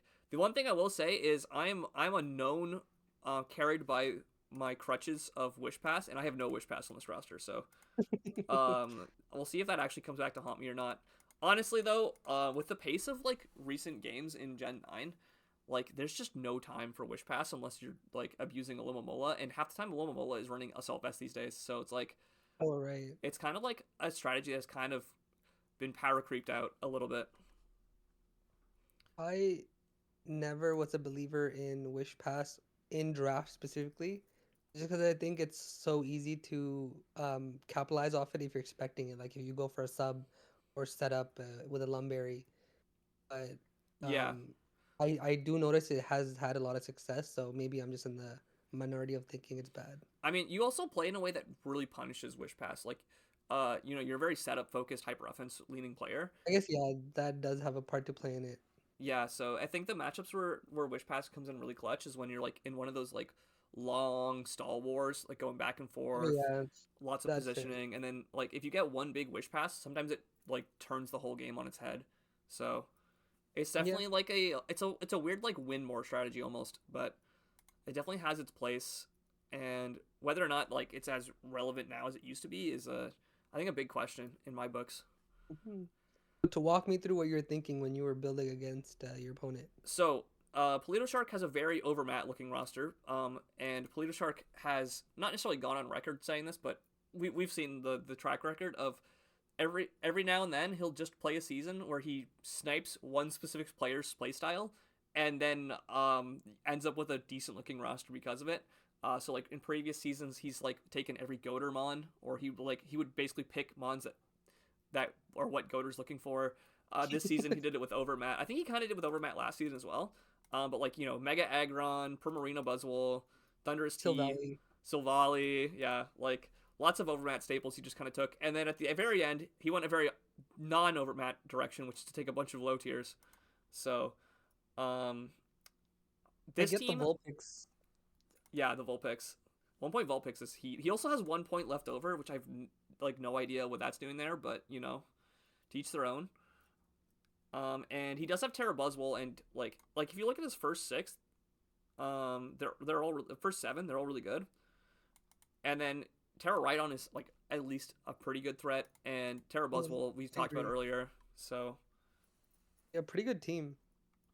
but I had originally built a team that was like really trying to punish how physically defensive this team was, and then played a scrim, and I got kind of owned because by not bringing Rillaboom, and so then I changed my build last minute to bring Rillaboom. Um, Let's see. and I had it as Terra Ground just for the high horsepower damage against Mega Aggron mostly, and to take a hit against Gouging Fire. But if you haven't seen this game, I'll kind of like let you take comments on it because I know what happens. Yeah, I haven't. So okay. Um, Volt switch? Volt switch? so the one What's thing I did here was I forgot to change. I took Bellybolt off my roster and then put it back on, and I was originally static. And so on turn one, I see the um Electromorphous go off, and I'm like, oh, I messed up my set already. Oh, psychic noise. Volt switch? The Psyche Nose was Oh, huge. Yep. yeah, that's a big play. Wait, that's kind of ballsy from him though, too. Yeah, very very ballsy play because I was very scared of the Rhydon coming in. Um, Oh, right, right. I didn't want to let it in for free, which is why I didn't just go for the Volt Switch. But yeah, he gets rewarded for that, and then this Moonblast does a Damn, ton that to did the a lot. Arachnid. Yeah, wait, what's your? Are you max attack? What is this? So I'm a plus but F nature, but with the rest of investment in HP and then leftover in attack. But Oh, okay, I so was a little pretty bit. surprised how much that did. He clicks the magic coat to try and bounce webs. I don't actually have Wait, webs magic on code this is set, crazy. and I get kind Rust of is lucky also here crazy. with the immediate liquidation pull on the rest talk. I wouldn't call it lucky. It's just, it is what it is. And then this just set spikes, which was super annoying. Wait, this guy's playing a little too well. What's going on? He's calling every turn of yours, I feel like. Yeah, no, he was definitely outplaying me. I didn't bring any removal, so these spikes were a huge problem for me. And then I'm just like damage testing this Aggron as it sets rocks. I didn't really have a great switch in outside of Petrant, so I was like, I'll just spam Shadow Ball. And then Yeah, this T Wave could have mattered more, but I got kind of lucky and didn't really get full parried, so I kind of got bailed out by that. okay, yeah, good sequence of turns. Parting shot. Why did you go for parting shot? So the reason I went for Parting Shot is because I specifically wanted to like give something else a chance to get in for free. It was Yeah, a that's little fair. bit like of a greedy play, and I don't think it I really don't think worked out for so. me. But I don't think it's greedy. I think I understand your reasoning of wanting something else to be in, and then having a Herod Petra might be rough for setup. yeah, um, I think honestly here I should have gone maybe Rillaboom instead of Diancie. But I was kind of like I saw the T Wave, and I was like I don't want to let Rillaboom get T Waved. Oh, I could have Terra Ground, and then I'm immune to that. Yeah, maybe I should have gone Rillaboom here because I could have gotten a Swords Dance off, and then yeah, I'm just gonna kill it with Earth Power. So this was kind of a big misplay for me here. Is I just set rocks and let this die. Um, Mm. I absolutely should have either preserved that or just gotten damage on Primarina. Why does it not kill? So yeah, this Oh, Grassy you're. Glide doesn't kill. Oh, I see. I see. Damn. And like my Belly Bolt was gonna die to any attack after rocks, so I definitely should have saved Diancie and sacked Belly Bolt there. And then this gouging is a booster at speed, so I know it's not very strong offensively because you have to run a lot less attack investment to get booster speed on this mon, which is Right. why I'm like pretty confident going to Petrant. Now I definitely could have lost to a para here. I mean, it's the risk you gotta take. I Yeah, get it. and then here I Okay. also get the immediate toxic chain off. So I'm kind of dodging all the hacks. Like everything's going my way right now. I've dodged the paras. I get Yeah. the immediate It, toxic, and it is I a bit lucky on your side. yeah. It kind of adds up. Like individual things aren't super lucky, but it just adds up over the course of the Yeah. game. I mean, that tanked, so Petra put in a lot of work for you. Yeah. No, Petrant was huge in this matchup. And then here I go Araquanid. I'm not boots. I take a ton from hazards here, Yeah, damn. Oh, and you can't even rest up. and I can't rest because of the psychic noise. But I get another liquidation off of the rest talk, which was huge as well. The defense drop doesn't matter. Yeah. But then I wake up this turn and I get to kill it. F the spider. Yeah, the spider. Para poison. Yeah, it was Terra Poison. And this turn right here is what saves my game. Because this Earth Power should not have killed. Without the Wait, crit. what's your item? I'm Life Orb. It doesn't kill? He was a Violite and had some Spidef investment, I think. It, I feel like it would do enough to where Belly Bolt could pick it off, assuming you had something other Well, the than. thing is that Belly Bolt is like just barely slower. I think. Let me jump and check what my spread was at the end. But Yeah. was I minus speed? So where's my Belly Bolt spread? Right, the third one. Third one. No, I was calm. Okay, wait. What was the?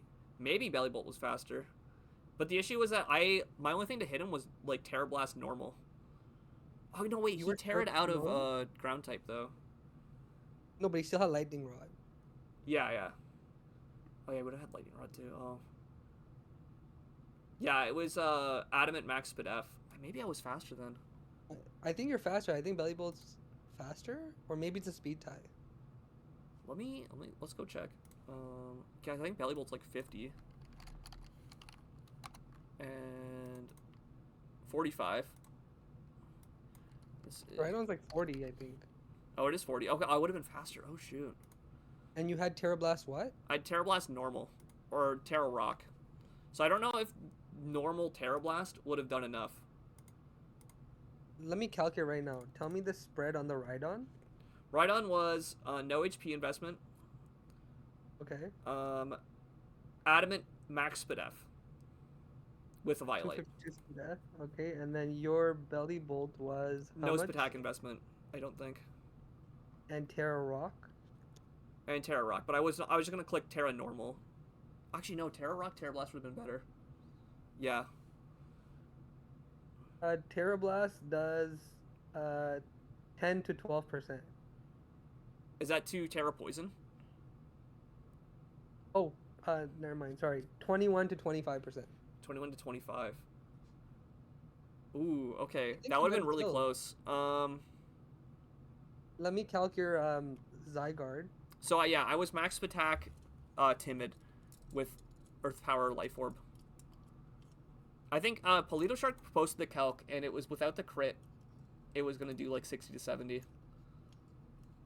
Sorry, could you were max attack timid? Max Attack, Timid, Life Orb. Where was the calc? Let me pull up the post game. Oh yeah, you do about 60. Oh, so I don't know. 50 to 60. Wait, with Earth Power? Yeah. Wait, let me put a life orb. Hold on. Yeah. Where was the calc Polito Shark posted? 66 to 78. Oh yeah, that would definitely come down to rolls then. Yeah, because you had rocks up, right? Yeah, so he took 6% from rocks. Oh yeah, it would have been like a roll. I'm not sure in whose favor, but it would have been a roll. Here's the calc that Polito Shark posted. You exhausted with Rilla. Yeah. Oh yeah, I also didn't have Terra. That's right. Oh, right. Oh, what do you mean I'm not logged into my own Twitch? Hello? It's okay. Rhydon was missing that Avalanche. Avalanche is 100% accuracy. But yeah, yeah, because I exhaust. Oh, maybe I shouldn't have Terra Ground then. I didn't even think of. I just thought Terra Rock was useless, so I didn't even think Yeah, twice no, about that's it. fair. I wouldn't put that against you. But yeah, I Regardless, definitely misplayed this game. I should have saved Diancie. I should have played a bit differently with around hazards. I got very lucky. I didn't get parried, and I also got like both the rest talks, so like everything kind of came out in my favor. And then I also got the crit to clean up the game. So I did not deserve that win in the slightest. I felt super like I what didn't was feel his bad Mesprit? for winning, but I felt like oh damn. Let me see his Mesprit set. Oh, the Mesprit set, yeah. It was Cobra Berry, Oh, Max Attack with some speed investment. 4 hmm, attacks, mixed. Wait, Iron Tail Modest. Is that just for Diancie? Wait, why yeah. Drain Punch? Wait, what? I don't know what's going on with the Mesprit set. Do you have something really weak to fighting on your roster? No? Question mark? I don't know what Drain Punch was for. Let me look at your roster. Hold up. Weavile? Oh, Oh, it's we probably have. for Weavile. Yeah. That's probably why it was Cobra Berry, actually. No, that's a good. I like that. I thought Weavile was pretty bad here because I just don't think Weavile ever beats Mega Aggron, and Gouging Fire was also pretty good into it, so. Yeah. I had a lot of Yeah, good we mons got in this these matchup, sets though, so I here. wasn't super worried about it. Very close game though, regardless. Yeah, he had the Cabia Berry Primarina. This actually would have mattered because I had Sledge Wave on Zygarde. Um, and I told him in the post game, I was like, that the lead Primarina was huge into me. Yeah, that was really well played. I like the magic code too. Yep, because Webbs was also pretty good into his roster, so preparing to like counter that was smart. I don't think he brought any removal though, so if I got Webbs up, they would have been there to stay. Yeah, Who's your very opponent again? Polito Shark. Polito. Somebody to watch out for because those plays were kind of nasty. Nah, I'll just Polito's say. he's an all-star veteran. He's been around the block. Yeah. He, he's I can never tell how seriously he's taking things. Is kind of how I would put it. So I just like saying his name, Polito. Polito. He also goes by Daddy Claude. People call him Shark.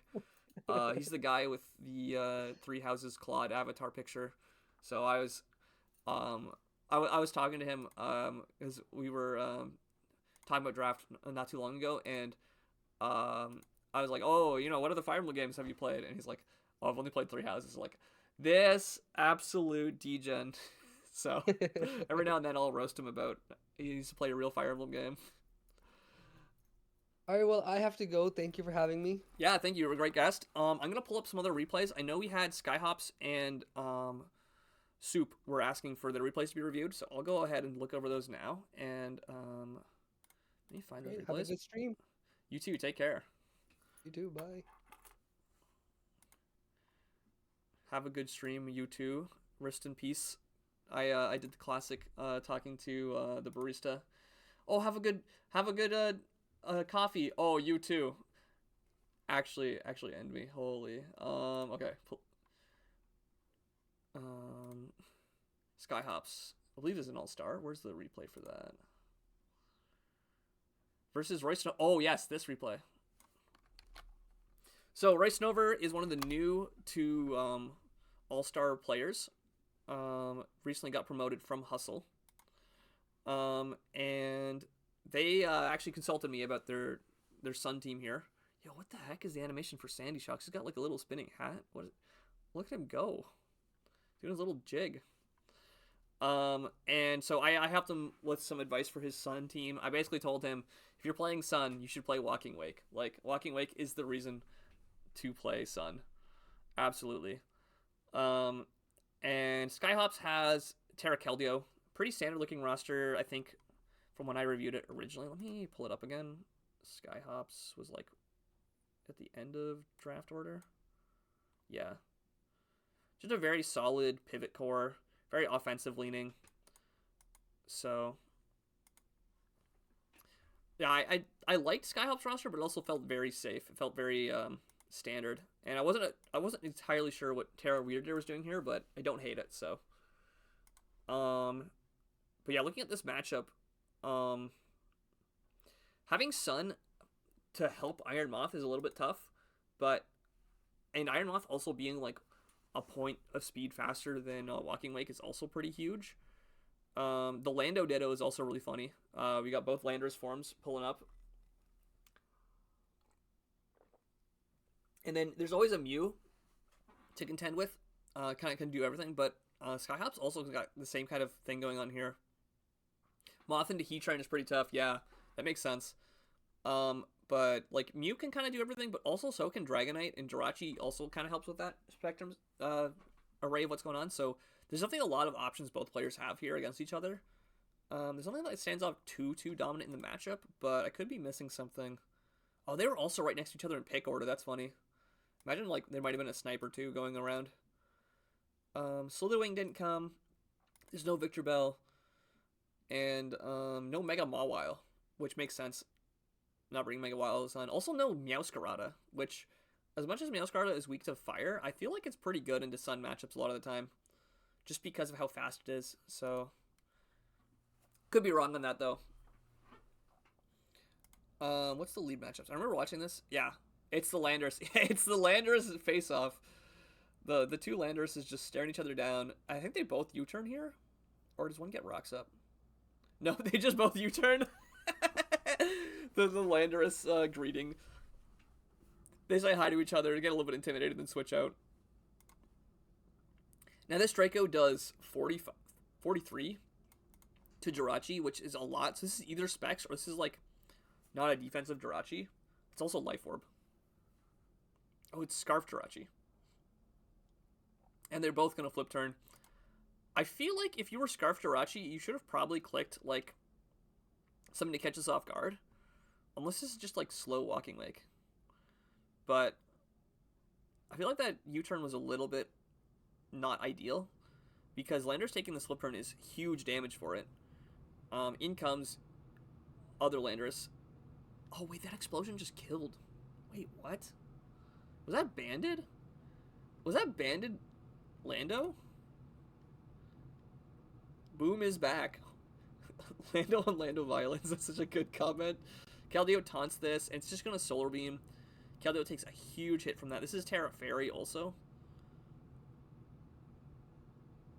And then it Surfs, which does nothing to Walking Wake because of the quad resistance and the Sun. And then this is 1 point faster than Keldeo. It's going to get the kill. So it never uses his Terra there. It was banned. Okay, that's sick. Banded Explosion to kill the Landorus is huge. And this is going to Shell Smash for free. Notably, it is sped crept properly for the Sandy Shocks and is faster. So that's going to die. I don't know why he went... Like, did he think that, like, the speed creep was for only Shocks and not for Wake? I thought this was very suspicious, going hard Wake on that Ice Beam, knowing that he had it. And then Mew comes in. I think not letting the Wake die there would have been huge for this game. Surf does even less. He's going to Zen Headbutt. And then he sacks Torkoal. Wait. Yeah, that's going to die. Okay. Is Heatran coming in? Wait, is this the Terrifier Heatran also?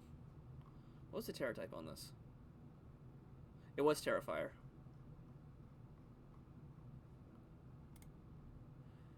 And then Earth Powers. Okay. But now you just lose to... Oh, Protect? Okay. Oh, that was a really good Healing Wish. I was a big fan of that. I was going to Terrifier. Is this Agilities? Okay. Yep. It has to break the multiscale. He should have protected there. He should have absolutely protected there. And then, yep, that just cleans. I think the Life Orb meant that it didn't matter, but I definitely think that Heatran should have protected there. Did Dragonite click a Life Orb move earlier? Oh, no, it got U-turned on. That's right. The U-turn was what broke Sash, or Multiscale. Fairy Feather Keldeo with Terra Blast. Okay. Blastoise was 192 speed with Timid, which I believe was probably sped crept exactly for that Walking Wake spread. It was Scarf Moth in the back. Yeah, this literally can't touch Heatran here. Not even Discharge on it. But Heatran's so specially defensive, I don't think it really matters. And, yeah, Choice Band, Jolly Landorus here. Makes sense to have the exact speed creep for Sandy Shocks. Got to be max for the speed tie. Oh, wait, notably, it had a lot of speed F investment. It wasn't full attack. I wonder if that explosion was a high roll then. What was the Landorus spread? 'Cause I feel like if it was Fizz Def Lando, it should have taken that explosion better. Oh, it was adamant. Or sorry, it was Jolly offensive. It was also explosion. Okay, well, with Yachi Berry. Okay, yep. That's why that explosion did so much. This was Heat Rock. Modest Nature wasn't defense invested or Sped F. I don't hate that. That Solar Beam did a lot of damage to the Keldeo, which was good. It was Modest Leftovers Protect. I don't really agree with this spread. I think if you're going to run Leftovers Protect, you should probably be more defense invested. But maybe he needed the calc, the Modest for like Earth Power, Flash Cannon calcs. I was scared of getting rocks up. Yeah, that would have sucked for your Dragonite because you weren't Boots, right? I think if you're going to run like this Modest offensive Heatran, I would have ran like Balloon or like not Protect Leftovers. And if you're going to run Protect Leftovers, I would have ran like more defensive investment. I think you kind of like it's kind of like running into the problem of doing too much at once, and you can kind of commit what you're doing with the Heatran here. This was just max speed, Timid. You didn't even bother really speed creeping. A little bit of Spatak drop to get the speed boost, I believe. I think that's the standard stats creep on Walking Lake. You feared Specs, you're excited to see the Life Orb recoil. I mean, that makes sense, but I also feel like, what's your water resists? Oh, you had pretty bad water resists. Yeah, actually, yeah, Specs water move would have gone crazy. Maybe he was scared of, like, a defensive Blastoise set. Like Spit F, Assault Vest or something. And then Shocks was Screens. Okay, it just got eviscerated, so we didn't get to see it do anything. Wait, what was Screens for? It was for Colbur Berry DD Mew. Oh. We also didn't get to see this do anything. Yeah, so I feel like this game, I was very surprised that Blastoise did that much work in this game. Like, I remember seeing this turn here, where Blastoise comes in. And Walking Wake, I'm like, oh, it's switching out because it expects, like, defensive Blastoise, right? It doesn't want to, like, click a Life Orb Draco Meteor into, like, a Spit F Blastoise. And then it just clicks Smash, which was super ballsy, but it made sense because you almost certainly lived one move, and then you get off the Shell Smash, and you know that you're faster. So, yeah, he's kind of forced to sack Shocks there, or sack something else, and Shocks was kind of, like, the most expendable. But then he goes Walking Wake, which, if he had preserved and gone Mew or Heatran first, would have done, like you knew this was going to be faster. So I think that was kind of a huge misplay for Royce Snover because this Walking Wake could have been huge in the end game. That said, there was Choice Scarf Iron Moth in the back, which would have cleaned things up, but definitely would have been a different game. And then Blastoise just kind of goes through a tear, and then I can't believe how little this does to Mew, because this is not bulky Mew. This is just standard. This is like offensive spread Mew. If we look at the Mew spread, where's the Mew spread? Again, Samwise. No. Gandalf the White. Yeah, it was like only HP invested. It didn't have any Spit F. Yeah, last one, yeah. So I was really surprised at how little that this Ice Beam in Surf did to Mew. I think you definitely should have gone for, oh, I actually didn't want to let the Heatran in for free. That's a tough call. I guess, yeah, the Surf 2 KOs there anyways, but I was like, you could have gone for the Ice Beam freeze maybe, but... Wait, can you freeze in Sun? I don't know if Sun prevents freeze. It was just him, it didn't have the best attack, that's fair, yeah. No, Blastoise is kind of weak without a boosting item, so that makes sense. But... I like the Protect here, but the Healing Wish was even better to guarantee you get your multi-scale off. Especially if Jirachi didn't have anything to hit Heatran or Mew. And then here, yeah, this just wins. This thing, I guess Magma Storm worked, but Dragon Pulse. Maybe if he didn't Terra, I don't know what was your Dragonite set? Did it have Earth Power or Earthquake? Oh, it had Surf. I feel like you don't actually Terra there. Maybe he thought the damage mattered on the Dragonite. Or was he expecting Earthquake? No, actually, no. If you didn't know it was special, expecting Earthquake makes a lot of sense. This is a cool Dragonite set. You had to feel the Earthquake, yeah. But I feel like after he clicks Agility there, you should absolutely go for the Protect Lefties, because if you DD, you lose anyways, and like you need that extra bit of recovery. Like when you see Agility go off, you know that it's not going to DD really. I think Royce could have played this better, but Skyhops definitely had the game plan and stuck to it and got the win for it. So really good game overall. I feel like a lot of the new to the division players, because the new All-Star members, we have, I think Viaz is new, Dicey Rice is new, and Alfonso is new. And I think all three of them, oh, and Royce Snover. Yeah, those are the 4 new players, and all 4 of them had pretty tough week 1s. We did not watch the Alfonso replay, actually. I was going to pull that one up, so I thought that one was really interesting. Did I already have it? Yeah, here it is. Okay, we'll do the Alfonso one next.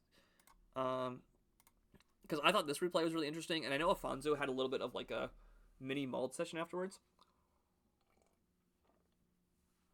I don't know what exactly they were complaining about, but I remember them saying something like, oh, I messed up the 150-50 turn or something, so. And this is Camel Convention. I think Camel Convention, I rated it as like one of the best teams this season when I did my rankings. Where are my my All-Star rankings? That was like forever ago in the chat. Oh boy. But yeah, I remember rating Camel Convention's team pretty highly in the like preseason ratings.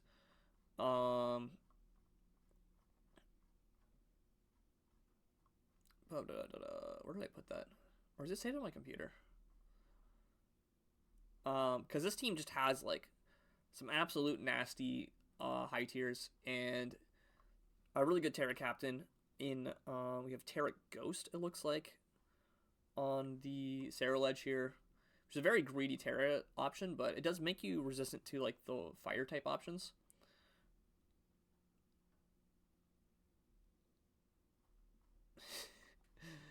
Oh, there's so much conversation history in the All-Star General chat. There's just so much slander. Oh, here we go. Yeah, this is like one of the best teams. Skyhop's team. Oh, I also rated Skyhop's as pretty high. Which makes sense based on that replay. Just because of how offensive it was. It had a lot of roll compression, so.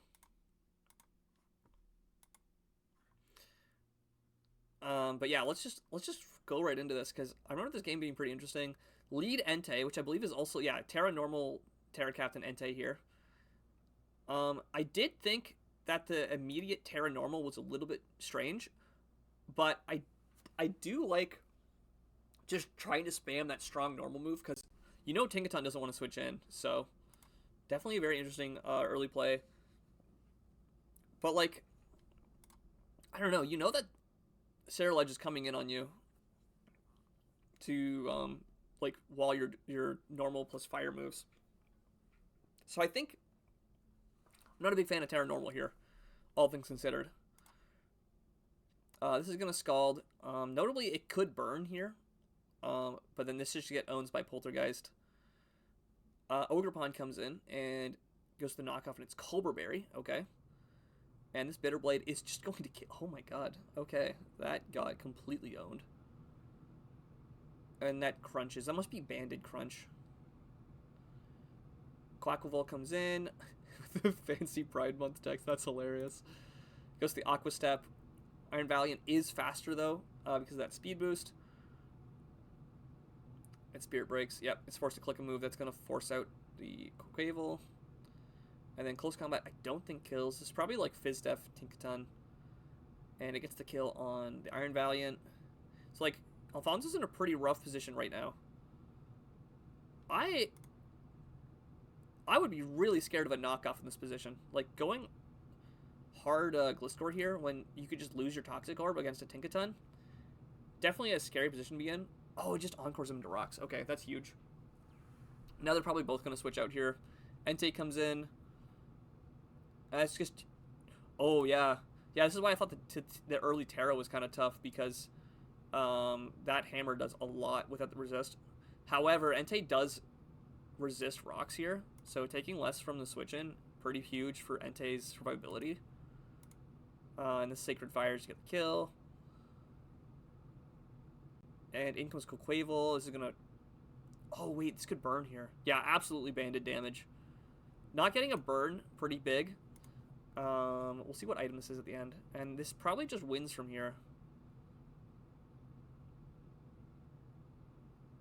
Oh, it lives the +1 Aqua Step. Wait. It flings the Toxic Orb. Okay. That's definitely a meme set if I've ever seen one, but I guess it worked. Don't know why you go Kyurem here. Yeah, that Close Combat was free. I guess he's trying to save turns for Toxic to go off. But it's not going to matter either way. Yeah. Well, this game was less interesting than I remember it being. Max Fizdef Gliscor. AV Tentacruel. Had the Crunch, and then Extreme Speed and Return. I don't know if you need to return. I'm going to be honest, I don't know if that was necessary. Chi-Yu never came out of the ball, neither did Latias. Standard Ogerpon set. Kyurem was DD mixed. Yep, with Earth Power and Zen Head, but Zen Head probably specifically for Quavel. And then, yeah, Booster Val, standard Jolly physical attacker. Chi-Yu never came to the ball, but it was Specs. That speaks for itself, absolutely. Thinkaton had Ice Hammer. Ooh, I like that for the Gliscor. Wait, why didn't it just... I guess rocks are more impactful, but dang, okay. And it was Spadef invested, okay. So, yeah, it just naturally tanked that close combat well from Iron Valiant. I guess it's neutral, so it's not super effective. Quavel, it was lefties, it was Adamant, and it was Roost. Okay, and it never clicked spin, but it was a spinner. And then Fairy Resist Berry for Latias. 3 attacks, Healing Wish. Don't hate that. I don't think it's greatest set, but probably was there for something specific. I guess you can Ice Beam Gliscor. Mist Ball is kind of annoying for your opponent to switch in to. Ceruledge was max HP Adamant. It's pretty standard spread. Some speed investment might have been needed. Although I don't know. What's on Alfonso's roster?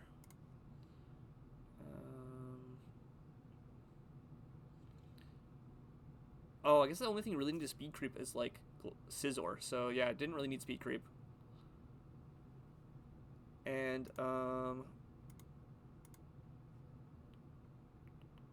Flying Gem Torn with Acrobatics. Oh, that's cool. That's a cool... Defense investment. Wait, minus Spadef nature? Very interesting spread here from Camel Convention on the Torn, but I don't hate it.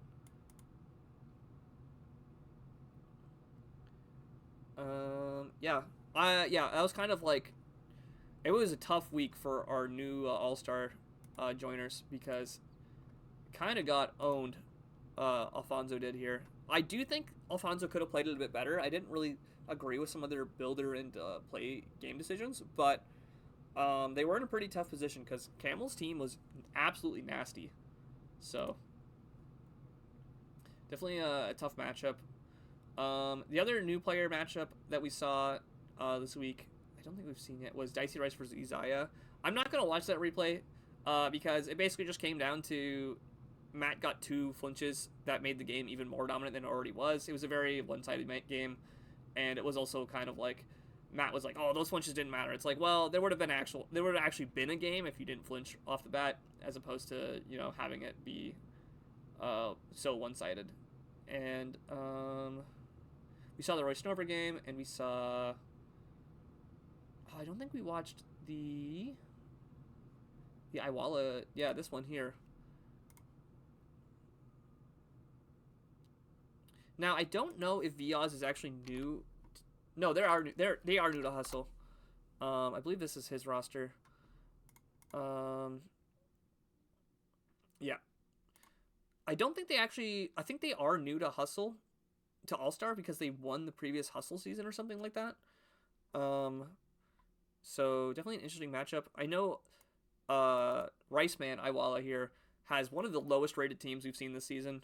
A lot of people have been kind of roasting it, and Riceman even said like that he had no idea what he was doing. But he does have some really good individual mons, like Great Tusk Celesteela, very strong, high tiers. He has Terra Captain Sinistra and a backup Strategy Drago. 2 very good threatening Terra Captains that are like more mid-speed threats. Victini is always good. Tapu Lele is like Psychic Terrain, but like I really don't know what exactly he is planning here because like his team is very slow with the exception of like Raikou. Did he make trades? No. He might have made trades like... I don't think he did. But yeah, very, very confusing roster. Individual mons are good, but like the overall team as a whole is missing something. It just doesn't really feel like a coherent team. So, that said, like on Team Preview, you can definitely see this team is pretty threatening. You've got, 2 very nasty, just raw hitters in Victini and Great Tusk. You've got a setup threat. You got 2 setup threats, actually, Sinistra and Celesteela. And then Napoleon and Quillfish as a low-tier support mon is pretty fine. It's got a Violate when you're the Hisui version, so definitely not the worst team to see on Team Preview. Viaz has a pretty threatening roster too. Garchomp and Zeraora as very big threats, and then a lot of like defensive support mons with a Terra Gengar. And signature to Viaz is the Terra Beheeyem, which we might see later this season. He actually played his for his second week game already. So mild spoiler, he does bring the Beheeyem. We might watch that later. But I like Terra Gengar. I think there's a lot of similarly powerful options, and it's definitely a fan favorite. But can't go wrong with, Nasty Plot, Terra. It's got support moves. It's got the ghost type like Wisp. It does everything. So it's very, very solid Terramon. And yeah, like nothing that looks too stand out in this matchup. Screamtail's under a lot of pressure defensively. Garchomp looks pretty good in this matchup, but like Sinistcha is actually usually really strong into Garchomp. And Great Tusk also kind of like trades with it. We do know that this is Mega Blastoise. So it's not going to run Shell Smash, but because that is a complex band in our format. But Mega Blastoise as a spinner looks really good into a lot of these hazard setters. Notably, like it can threaten Empoleon, it can threaten Great Tusk, and there's no spin blocker. I know there is a spin blocker actually. Yeah, I guess Sinistcha can spin block, but when you have like the potential threat of Mega Launcher Dark Pulse, that's going to put a lot of pressure on it. Yeah, let's just run into this. Oh, I got some chat at the beginning. Did not realize I was playing you when I was writing the teams. My matchup into your team is uniquely awful. Ooh, okay. Riceman not a fan of this matchup.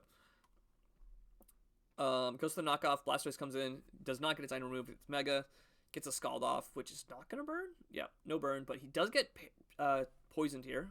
I feel like he was respecting the Aura Sphere switch out, and that's why he went for the Scald. But now he goes for it. Does 60. And it's just going to roost off the damage. I really like this roost here. Kind of like scouting to see how much this Aura Sphere is going to do. And he's on a timer now because of the Toxic. So I like that. I like that line from Riceman here. And now he's kind of forced out, and they both double. Celesteela comes out with Garchomp, which is going to set rocks. And this is also going to Toxic. So yeah, we're rocking the Toxic spam here. Which is, when you look at the matchup, like there's 3 Toxic communities here, and both these mons are putting in a lot of work.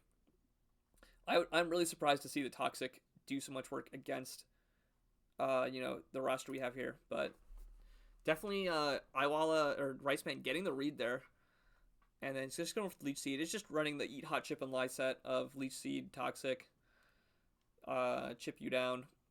Here comes the Toxic, and now Corviknight comes in, and it's going to U-turn here. Now, I don't know what the Corviknight is prepped for, but something I like to run is if you're expecting defensive Celesteela is to run like a minus speed nature on Corviknight, so you can have them click Leech Seed into you, and then you have the slow U-turn. But maybe it wasn't on their radar for things they're expecting. Oh, he expects the switch here. He reads the switch in with the Earthquake, trying to catch Muck or Gengar, but doesn't get it, and Screamtail comes in instead. And then Corviknight's just going to come right back. It's going to Toxic. It's not going to happen. And then you have the Iron Defense. This is going to force in Sinistcha, which is going to take hazards, a lot of hazards damage here, which is good. Is it Iron Defenses again? I would have clicked an attack there, I think.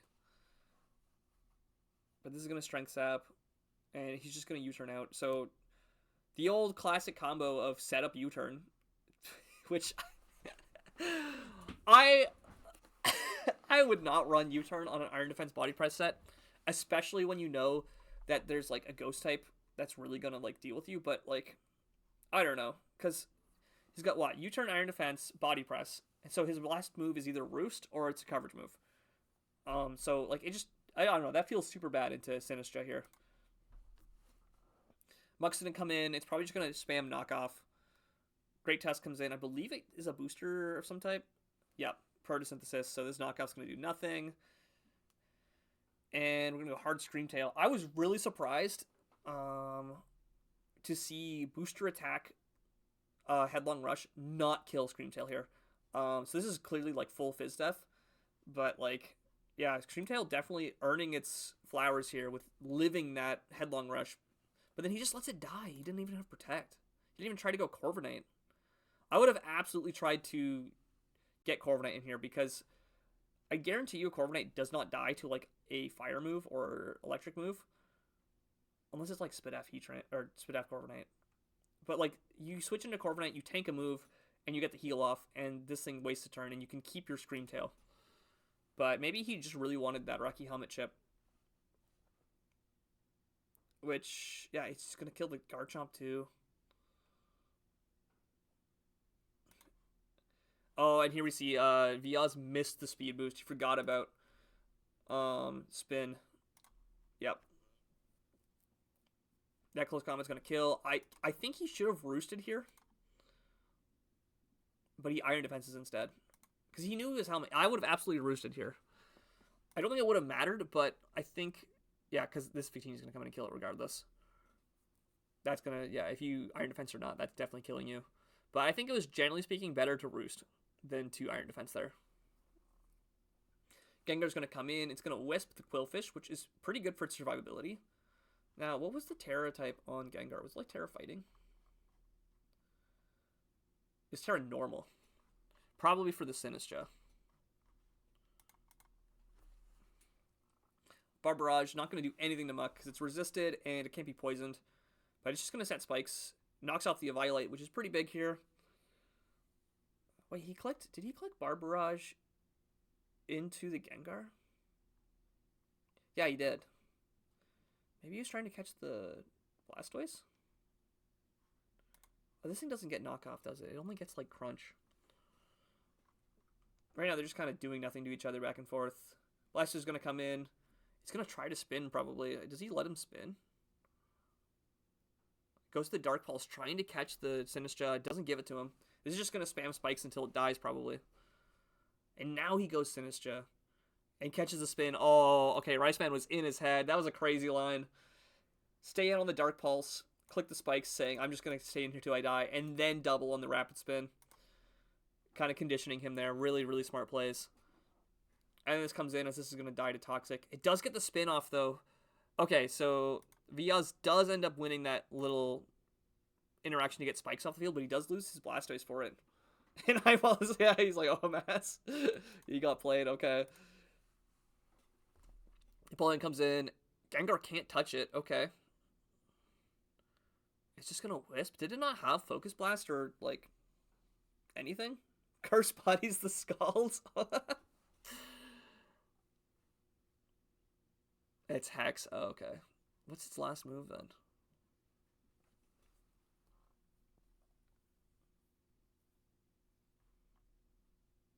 Oh, that Hex was a roll. 43 into 47.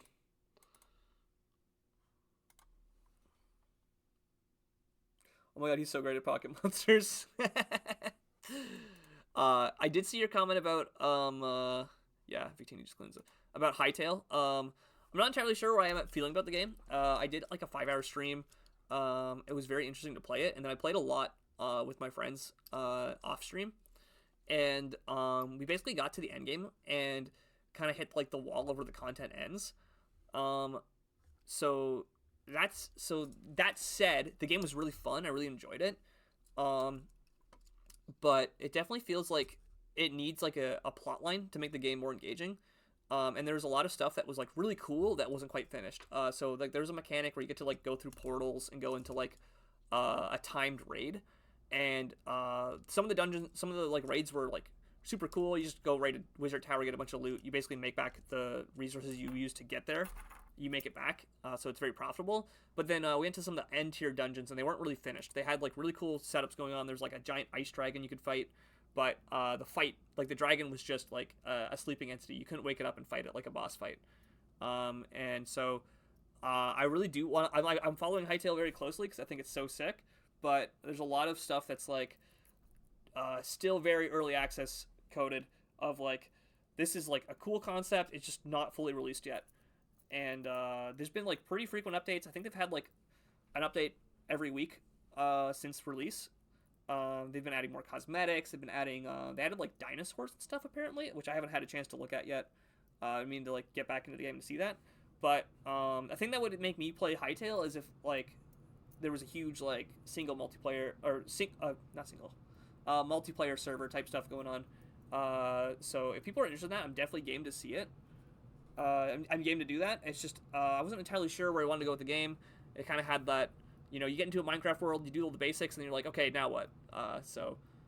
Very cool game. Has really cool fighting and movement mechanics, but I'm not entirely sure like what I want to like be doing going forward with the game, like in terms of streaming wise. I know there's been a lot of like content creators on Twitch are just like running a single multiplayer with their friends, building their house, doing like typical Minecraft server stuff. And I've also seen a lot on Twitter and other social media. A lot of people are like testing out the PvP options, which has been really cool because it's got a very interesting combat system for PvP. So I'm excited to see where that goes with the game. But yeah, overall it was very very well polished game, and it's in early access, so not everything is fully released yet. There's more to come.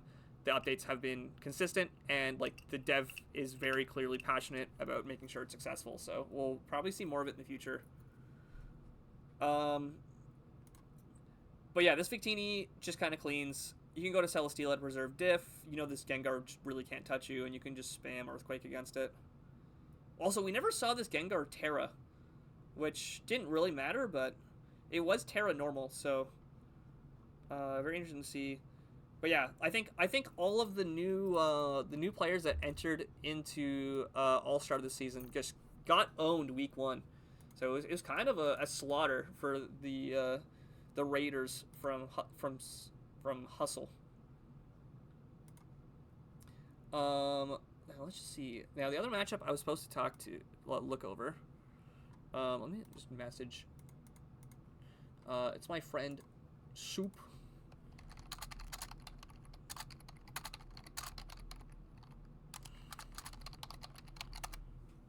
Mr. Soup, my dedicated clipper. We love our clippers here. Oh, also, for those of you who are just hanging out, okay, let me pull up the Soup game. And so I remember watching this live and then also talking to Soup about it afterwards, because they wanted some like comments on it. They were talking about trade-ins, casual draft stuff, and Truant replays. Which matchup was this? Here it is.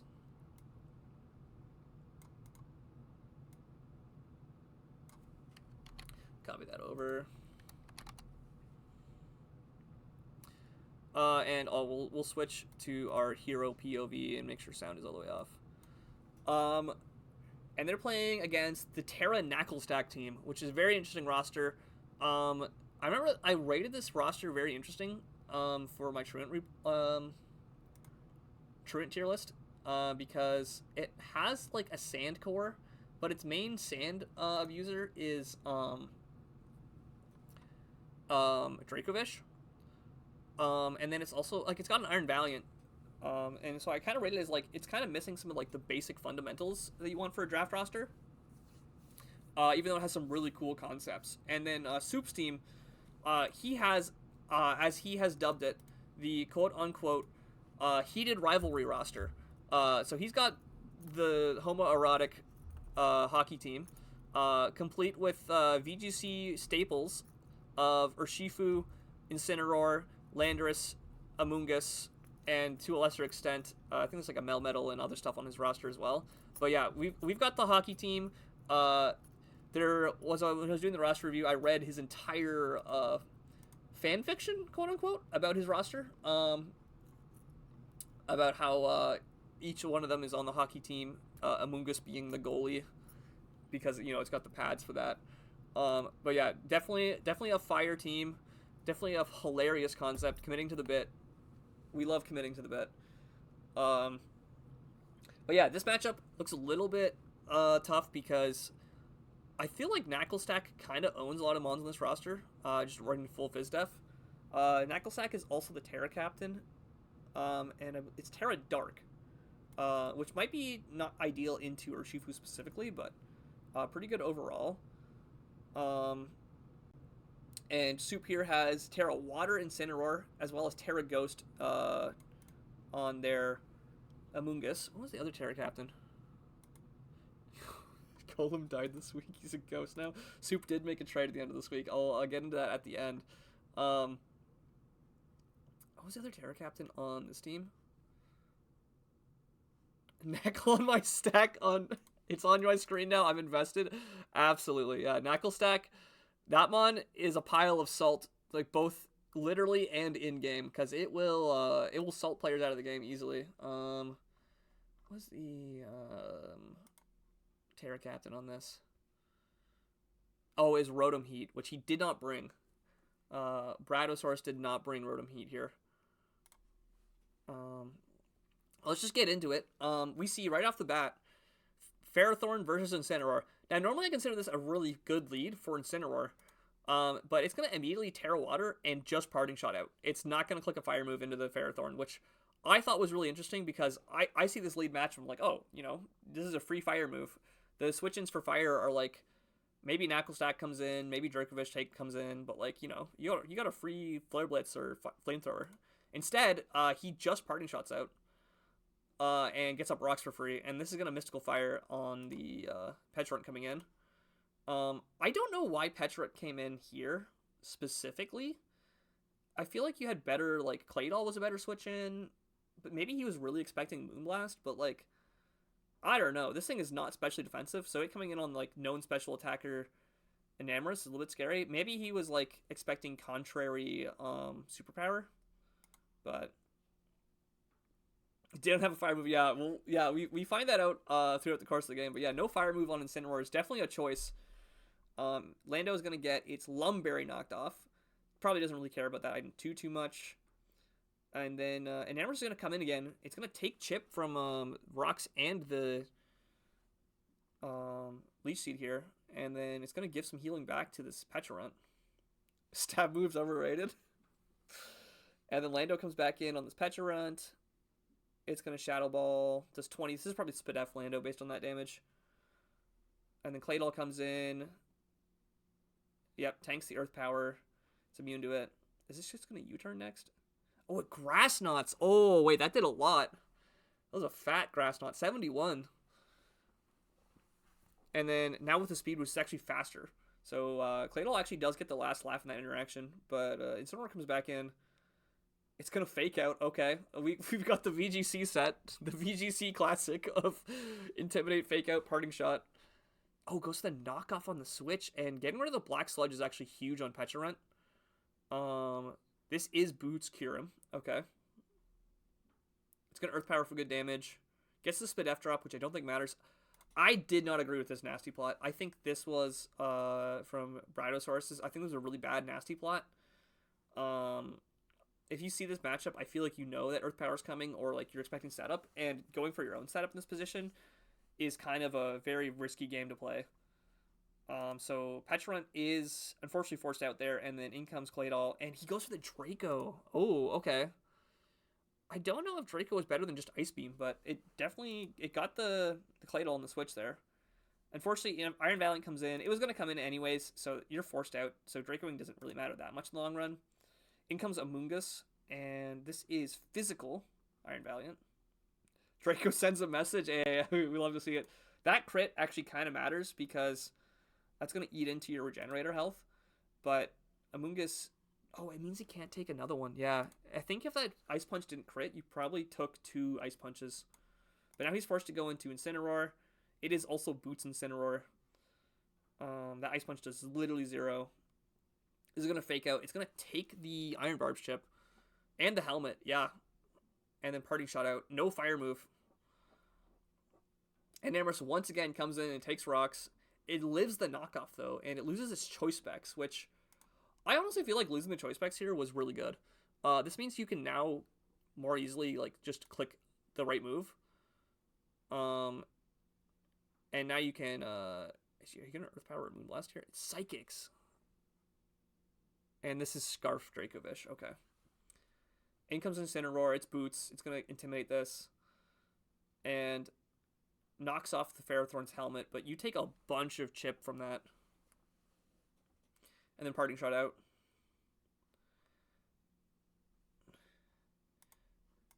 Thank you for coming to visit. Every view helps. Thank you guys. Drain punches, gets free healing here. I'm surprised this wasn't close combat, but maybe maybe you didn't really need the damage boost. Iron Valiant comes in, and it gets Aqua Jetted. Okay, yeah. So, catching him off guard with the Aqua Jet there. In comes Mr. Fish, and it's just going to Psychic Fang. I don't agree with the Psychic Fangs, but maybe he was trying to catch a Moongus. I guess it was fine, but, like, I don't know. I feel like you just click the Vish, the Rend. So much fear of Iron Valiant. Yeah, Iron Valiant will do that to you. It is a very dangerous mon for a reason. Once again, Urshifu taking more chip here. I really don't like how much chip the Dracovish checks are taking here. Urshifu is no longer in a range where it's going to get hit by Rend. Incineroar I don't think lives. Amoonguss probably dies too, so... Oh, okay, that's a big Drain Punch, though.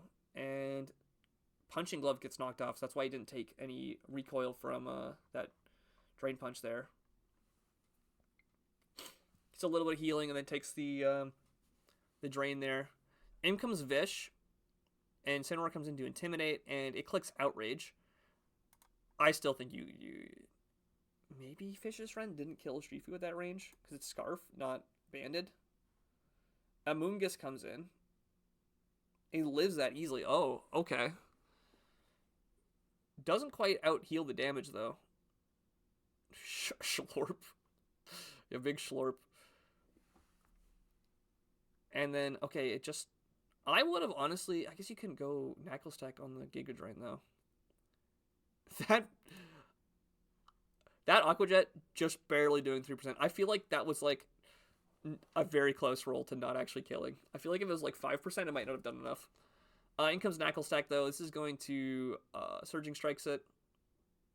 And it's going to Salt Cure, which is going to start the whole 25% each turn because it's a water type. And now we can do a game of clicking Drain Punch into It Recovers. I do think Kyurem probably 1v1s this in the endgame, but this was very close here. Because you're taking slightly more than you're healing off. And sometimes you're doing 50 and sometimes you're not, but he eventually just gives up and goes to the body press and accepts his fate of dying to Kyurem here. And yeah, that Earth Power is going to kill. So yeah, Pecharunt, mostly defense invested, calm nature with the Spadef investment. Okay. I think you could have optimized your EVs a bit better here by running plus defense nature and then full Spadef investment and gotten a similar defensive profile. I could be wrong on the spread there. Switching for could always go on Kyurem on the Earth Power. Recognize this now. Yeah, that's fair. If he was gonna spam recover, I don't know. I think like just spamming Drain Punch until you die makes sense. But yeah. Because you also don't want Kyurem to take Assault Cure either. Oh, it was Modest Claydol. Okay. It really didn't do much, but it was fast too. It had some speed investment. Ferrothorn, pretty standard set. It was Sassy, which I think is plus Spadef, but then had mostly defense investment. So probably a very specific calc that defensive investment was for. Very standard Ferrothorn set. This was full Spadef Knuckle Stack. Yeah, that Drain Punch did nothing. What? Dang. That Drain Punch, yeah. I think if you had CC, this game was way faster. This was Scarf Vish. It was Strong Jaw. It never clicked Fish's Rend. Oh, I clicked it once, sorry. It did click Fish's Rend once. I think this thing should have clicked Fish's Rend a lot more. That move is way stronger than people give credit for. Knuckle Stack the GOAT. Yeah, Knuckle Stack. Oh, it was Timid Iron Valiant. Wait, what did it... It clicked physical moves the whole game. It didn't click any of its special moves, even though it was timid. Don't know how I feel about that. Not a huge fan of that. And then Kyurem here, it was Boots. It was Dragon Dance Special. Probably just for the speed boost.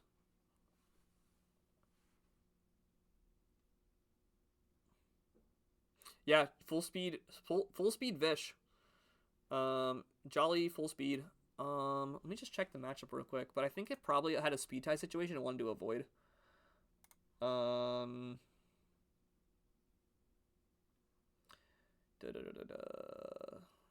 team was this? Knucklestack team. Am I in the right? No, this is the right division. Where was? Oh, here it is. Okay. So Drakefish is like 70 speed, and then Soup. Maybe it was for Incineroar. It was probably Jolly for Incineroar.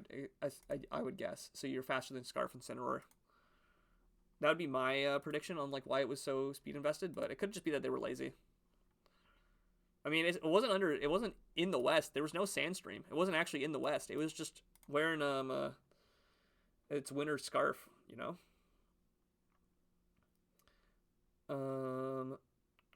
Anything else is really out of the norm here?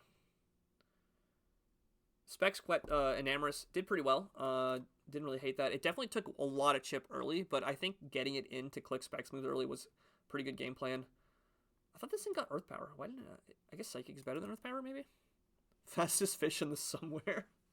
This was full Fizz Def, Boots, and Incineroar with no Fire move, which really came in to make that game a lot closer than it could have been. Because I think if you had just Fire moved that Ferrothorn, it had nothing. Like, it didn't have an Aqua Berry. It was just going to take the damage. Punching Glove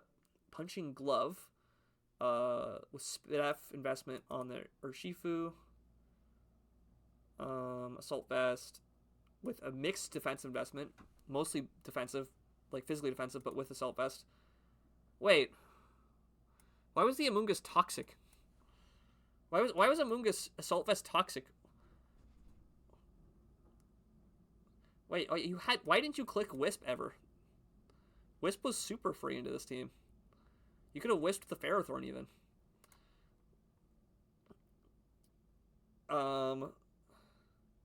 Lando T was Lumberry special with rocks. Did he click what? Did he? Oh, you did. Oh, you did click it on Pharaoh. Okay. It was toxic for when the AV was knocked off. Duh.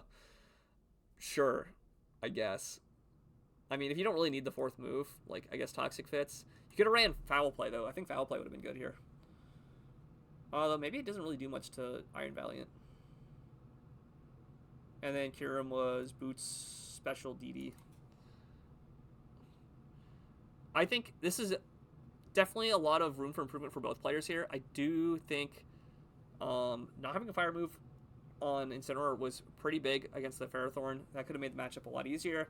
I do think Brontosaurus here definitely could have brought some better sets. I'm not a big fan of like the Iron Valiant spread, for example. I did like the Ferrothorn, and the Claydol was interesting. But I don't agree with some of their plays like Nasty Plot, Petulant, and whatnot.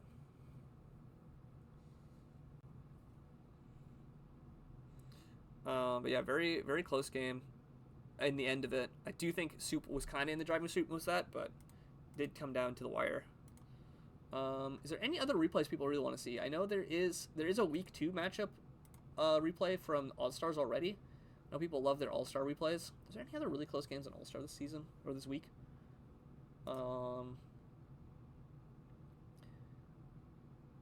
said I wasn't going to watch the Matt one because it was kind of not that interesting. There's a lot of hacks. Not a lot of hacks, but enough. We watched my game earlier, and I got super bailed out by luck. RNGesus was on my side today. Prage. Oh, here's a good one. This is the Gensuzu matchup. Actually, I wanted to watch this one on stream. I don't know if I watched this one on stream previously or not. Because one happened pretty early in the week. But Gensuzu here with the Electric Terrain team, and I believe this is... what was their name? Oh, I'm so bad with names.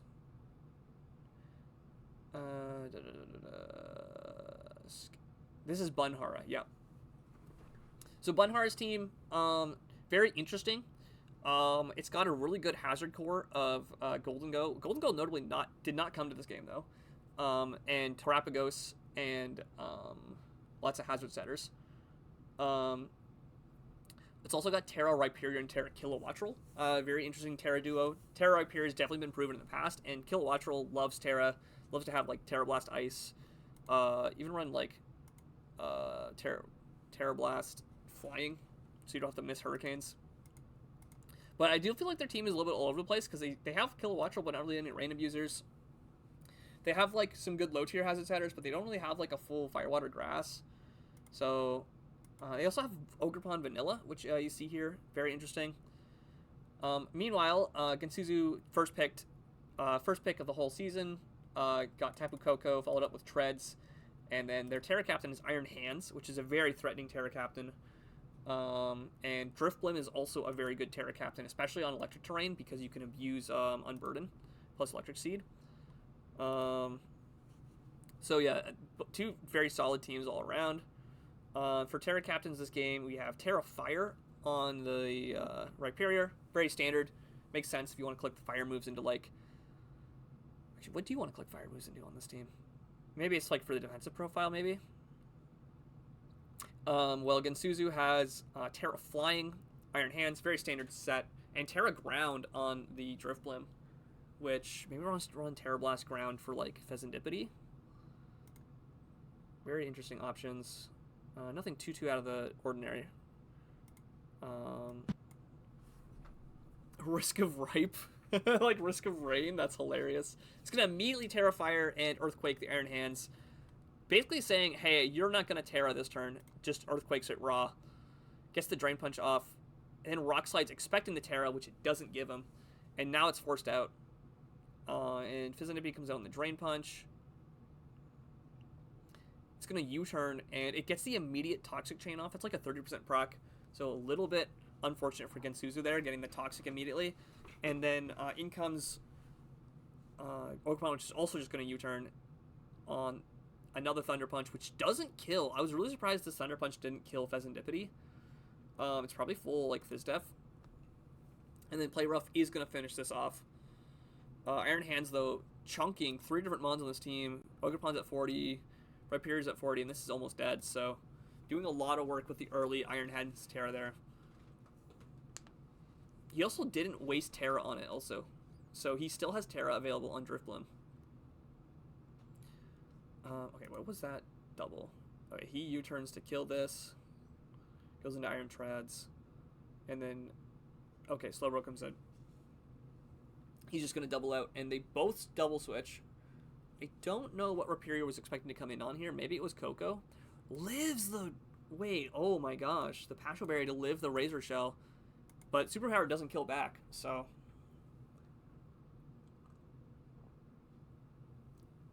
And then, yeah, that Cecil's Edge is going to finish him off, get the spikes up. And this is not Boots Terrapagos, so this Sacred Sword is going to do a lot. There's also a potential speed tie, I believe. Yeah, there's a speed tie situation. So it could be that Ogerpon, or that Samurott just won the speed tie. Very unfortunate. Oh, okay, now I remember this game now. Very unfortunate Meteor Beam miss, because that absolutely would have killed this Ogerpon. And been in a very good position to run away with the game. In comes Lopunny, though. It's going to get the fake out chip here, and then close combat on the Treads coming in. I think this was just his sack. Yeah, that was just Iron Treads was the sack there. In comes Koko. It's going to U-turn. Okay, Koko's not Scarf.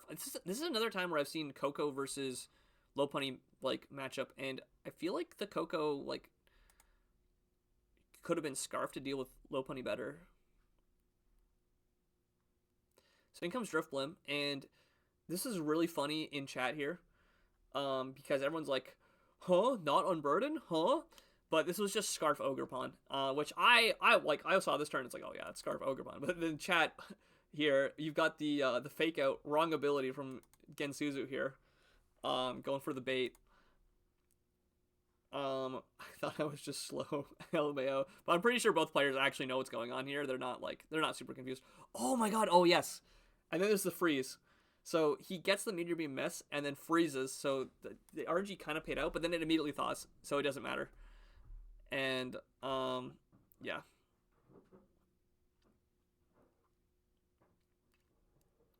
In comes Mega Lopunny. It's gonna fake out. It doesn't kill. Okay, so seeing that this fake out doesn't kill. Oh, it gets the strength. Oh, okay, no, that strength sap was gonna win no matter what. Wait, no, you could have gone. Oh, if you'd gone Ogerpon on the strength sap, you get the Defiant boost. And then this dies. Yep. And then we got more BM here.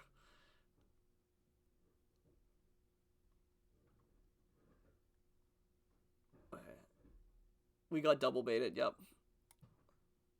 Yeah. Bunhara knew that it was actually Unburden. He wasn't falling for the thing, but everyone in chat was falling for it, so I swear if this misses 100 extra move, yep.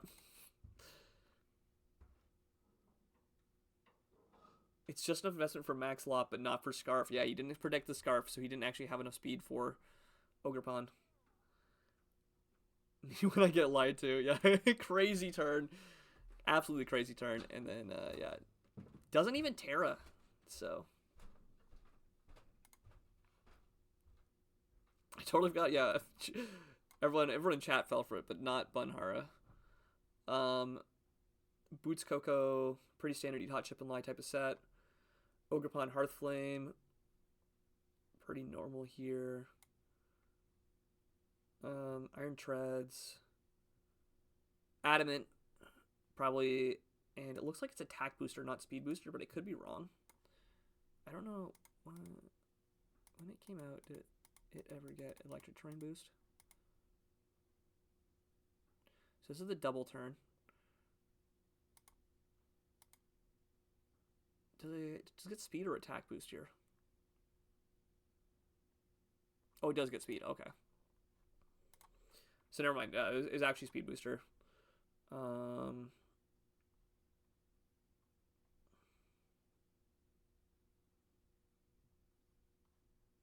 Oh, I see. 28 attack, but speed with Adamant. I don't know entirely what the spread was trying to do, but it did something. So actually, no, it didn't. It just died. It just died to Lop.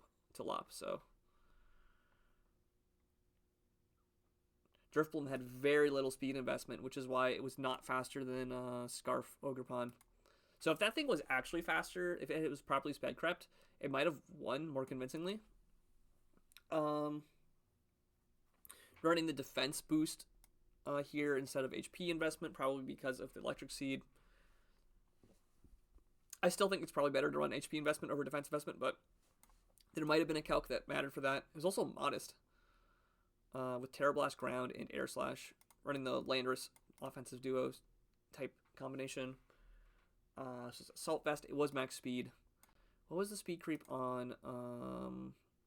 Oh yeah, so that was a speed creep. That was a speed tie turn between Terapagos and Samurott. But yeah, I think missing that Meteor Beam was really what cemented that game. Because Earth Power Meteor Beam was going to rip through the rest of that team. Terra Starstorm, too.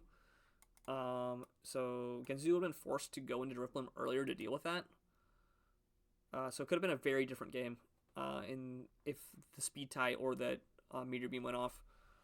Fezzinity was full Fizz Def, I called that earlier, with Careful Nature. Wait, Careful Nature?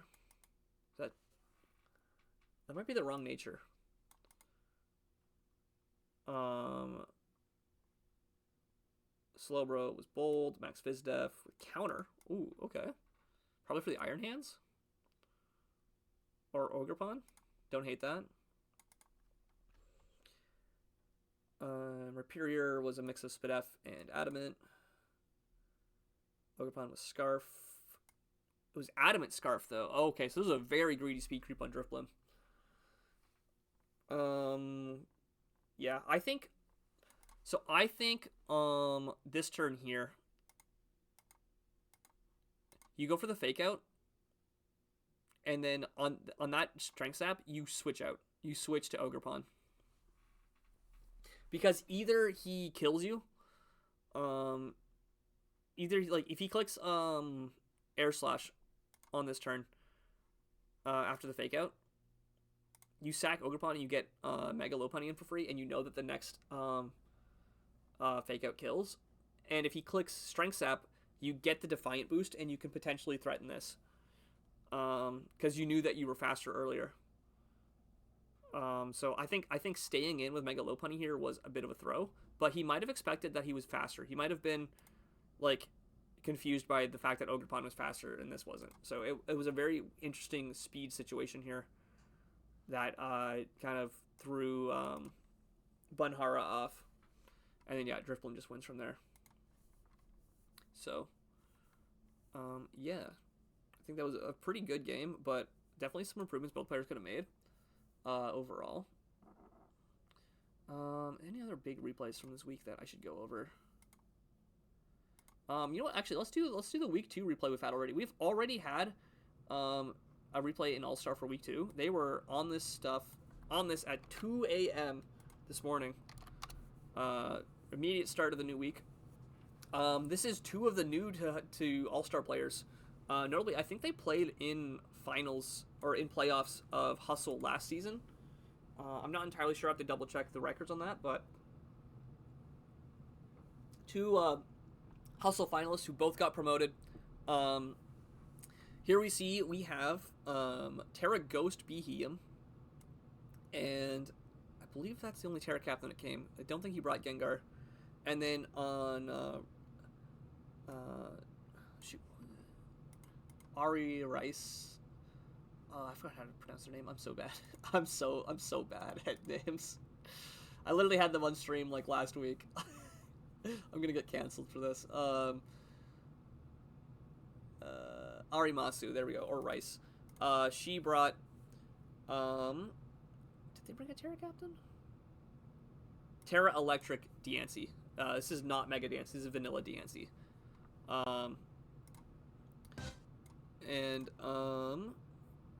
Battle Timer on. Oh, hey yo. And then they disconnected. Someone accepted an RFN and Nefarious. Yeah, Anti-John. The Anti-John matchup here. So lead Blastoise is Mega Blastoise going to immediately flip turn, and this is a huge turn 1 because Muckalola now gets to come in and Pursuit Trap Starmie. Very much like an anti-Starmie type of Mon here. High natural Spadaf, it's got Dark Stab and Pursuit, and it's just gonna, Starmie's forced to stay in and Scald because it knows if it switches out it's gonna die to that Pursuit. And doesn't get the burn on the first Scald, which might have turned this interaction around, but does get on the second one, which means that Muck is now neutered for the rest of the game. But very good turn 1 for Vyaz here. Nidoqueen's going to come in and force out the Muck. Porygon comes in, just recovers off that damage, and then I believe immediate Body Slam paralysis from Snorlax here.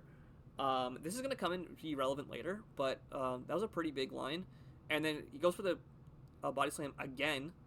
Beheeyem not able to actually kill it with that Psyshock, and it's just going to die to 2 Body Slams. So I didn't really like how this Beheeyem was played, because it was Terra Ghost. So it absolutely could have Terra Ghosted on one of those Body Slams. I think Vyaz was trying to play around the potential Dark coverage move. But, like, you not going for the Terra Ghost there was kind of unfortunate because you don't really have, like, a downside.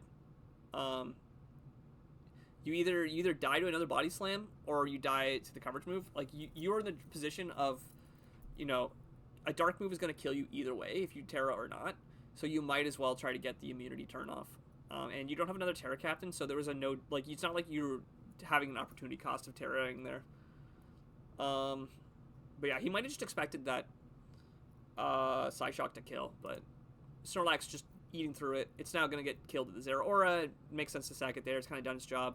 And it was Assault Vest, which is why he clicked Psyshock there, getting around the big Spadef threat that is Snorlax. Blastoise is going to come in on this Earth Power and tank it, and then it's forced out. And I did not like this Altaria switch. I thought this was way too risky. I understand that you want to not risk losing Diancie or letting Darkrai take a Surf, but this is this is Mega Altaria, and it's one of your biggest like threats in the matchup. And so letting it come in on this Ice Beam was a brutal mistake. That's going to come back and make it a lot harder for them to win. That said, that Thunderbolt is going to clean up the Blastoise, and now we have a Zeraora versus Darkrai situation. We don't actually know what item Darkrai is, and we've only seen knockoff from the Zeraora. If they're going to switch out, the knockoff is going to knock off the Life Orb here. Knocking off this Life Orb is actually very important for Porygon and Screamtail, because it really neuters its offensive prowess with Sheer Force Life Orb. And then they just switch out. I want to take an Earth Power, and you can see it only does 24 now. I think earlier that Earth Power did like 30-ish. So yeah, Porygon is a lot more safe now, and it's gonna go for the Ice Beam. It's not enough to kill. Now I did want to say, I think I mentioned this in mid-game, but Porygon is probably analytic here. I think Trace would have been super free here. I could be wrong. Maybe analytic is better. But, like, tracing Sheer Force, you could have traced Natural Cure on Starmie or Altaria. Clear Body doesn't really matter. Thick Fat, maybe. Bad Dreams doesn't matter. I guess maybe it doesn't matter against half the mons on the team, but I think Trace would have been really funny. Even Download to get a Spatak boost against, like, maybe Diancie or something. I don't know. But, yeah, I think it would have been really funny to see Sheer Force here. Maybe they didn't want to risk, like, not getting the freeze chance off, but yeah. And then Porygon doesn't really get parried. Does it get parried at all? No, it gets through this interaction without getting full paralyzed. But then in comes Darkrai, and it's going to spam Dark Pulse. There's a pretty high chance that this gets flinched between the 25% chance to get parried and the 20% chance to get flinched by Dark Pulse. So kind of running like the Hacks Gauntlet here. And then it finally does get parried. And then this is a low roll on this Dark Pulse. Or maybe it was a high roll into a low roll. Because it did 22, 27, 23. So this Dark Pulse could have just killed.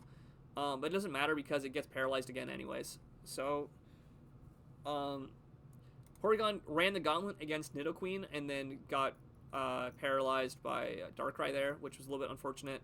This is going to Sludge Bomb the Screamtail. It gets the immediate poison also. I don't agree with this Wish turn here. VLs goes for a Wish. They probably just didn't have something to hit this, but I think if you're going to go for this Wish play and then stay in Protect afterwards, like, why would you not just go Muckalola if it's, like, defensive Assault Vest or something? And now he goes Muck when he doesn't have the Wish support. And now it's, like, a little bit too much chipped. And that Thunderbolt, it puts it in range of Thunderbolt. So if you had gone hard Screamtail on, hard Muck after that Wish, I think that would have been a lot better for you, because assuming you didn't actually have a move to hit Darkrai here with Screamtail, it was not easy. So I think after you see that Sludge Bomb go off and you get poisoned, you're like, okay, my Screamtail is not able to beat this 1v1, so you should go and try to get the heal to Muck. So that was kind of like, I thought that was a weird play. That said, Zeraora does just come in and get the kill with Play Rough. And now it's Terra Diancie versus the world. Immediate knockoff here, knocks off the Power Herb. And that reveals that the set is Meteor Beam. And knocking off that Power Herb kind of means it's GG, because Diancie is now forced to click a 2-turn Meteor Beam. Which leaves us at 1. Oh, wait. Okay, wait, that was crazy. What was the roll on that? And then gets the crit. Oh, no, the crit Plasma Fist. I don't think that killed without the crit. And then it would have been, actually, I don't think Diancie could have beat Screamtail. Screamtail KOs anyways, yep. What was the Screamtail set? I was very interested. Dazzling Stealth Rock. And it was physically defensive invested. Yeah, okay, so Screamtail probably wins that 1v1. But yeah, really good knockoff on the Zeraora. What was the Zeraora spread? It had no bulk investment. It was only 8 HP. So that was probably like a min roll then. Let me pull up the calc real quick. What was the Diancie spread? It was timid, because of this C doubling. Zero Aura, offensive pivot. This was DNC. Say nope. Is there a special? Let's just say let's check this choice spec set and then go 252 and meteor beam.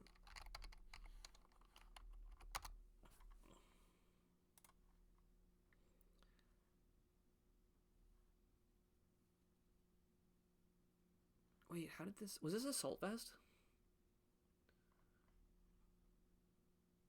No, his boots. Do you have the right set? This is Vanilla Diancie. Let me refresh my calc 1 second.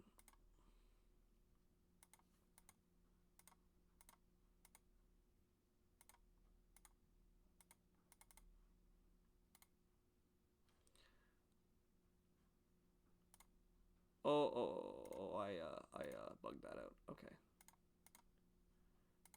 Zero Aura. Just say the pivot set, and this is DNC. I think I clicked on choice specs, which is why that didn't make sense. Let's take off the item. Meteor beam.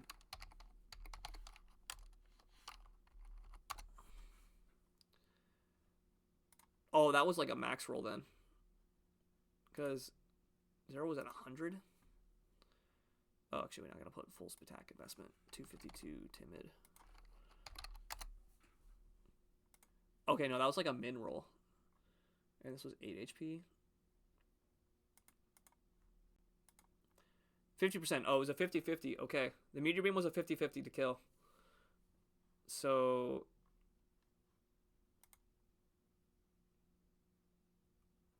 I don't think Dazzle Gleam does enough to Diancie here. So if that won the roll, that would have been game for Rice. Which, yeah, that was a tough series of events at the end of the game there. This crit didn't actually end up mattering. It just made the differential 2 versus 1. Because I don't think Screamtail dies to a singular Earth Power, especially not 87. Yeah, 87 definitely doesn't. But yeah, very, very close game. What was the other move on Diancie? Terra Blast. It was Terra Blast and Moonblast. It wasn't Earth Power. Moonblast might have done enough to Screamtail. That's a tough call to make. But yeah, it was definitely the right decision to knock off. Zero Aura made a very heads-up play on that knockoff. Actually, I wonder if 2 Moonblasts killed.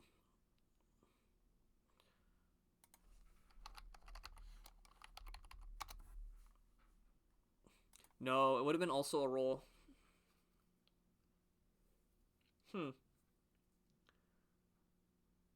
Yeah, and then you kind of want the Spatak boost for the Meteor Beam anyways.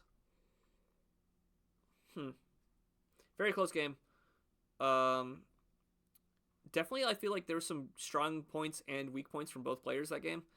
I didn't really agree with all the plays. Also, what did this... Snorlax had Pursuit. Ooh.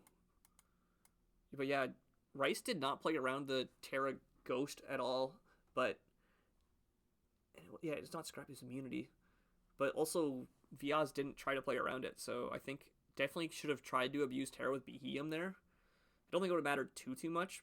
But might have changed the sack order, which could have been huge for the endgame.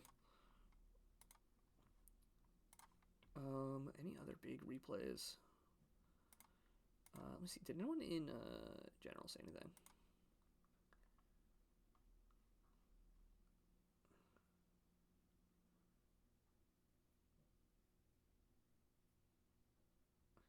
Everyone's got to do... Oh, yes. This is Ryan Rinder. If you haven't done the community PRs, please do. Fox wants me versus Vortex. Okay. Brother is stealing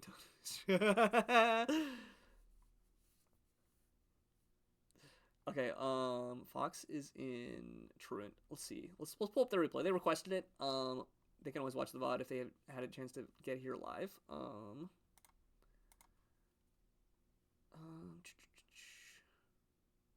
Is it this one?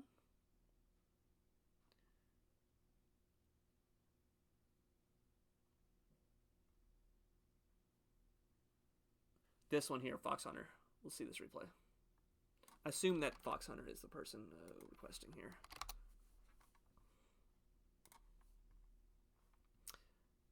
And oh, this looks like another Mega Lop matchup.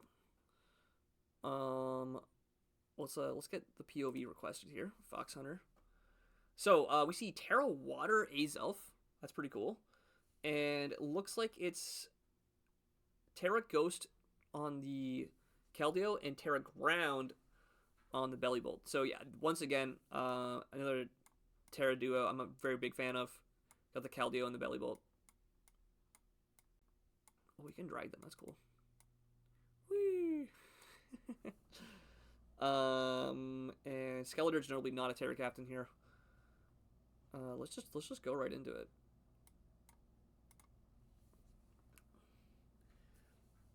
More yapping than clip. Oh wait, there was a lot of banter in the first before anyone even did anything. What is going on? Timer off. Let's go Vortex. Game before All-Star finishes. Oh, this game happened before draft was even done for the other divisions. That's hilarious. Classic genre divisions. Immediate knockoff from the B. Knocks off the helmet on the lead matchup. Oh, it switched out. Okay, they switched from Prim into it. Okay, yeah, that makes sense. Good read on the knockoff here. This is probably just going to U-turn out now. We're knocking off the helmet. It's pretty big for late game. It doesn't have U-turn. Okay. Maybe didn't want to take another helmet attack, but this is going to Terra Ground immediately. Okay. You go for the slack off. Okay, don't hate that. Okay, we just got two fat lizards. Reptiles, amphibians. I guess that's like, is Bellibolt a frog or like, what is he? I'm gonna pivot around a bit. Dragon on dragon action. He's gonna Mystical Fire. I don't hate that, but like, that was a ballsy read. He's gonna knock off the Soldew. Draco Meteor does kill. Notably didn't Terra here.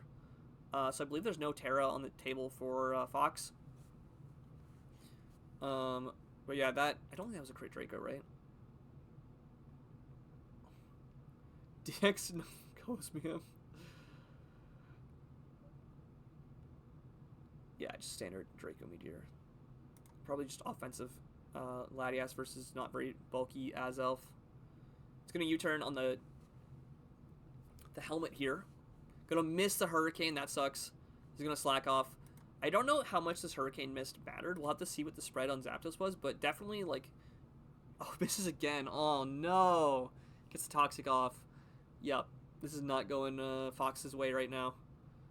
Did 41. Okay, so it would not have killed, but definitely would have kept Bellibolt a lot lower.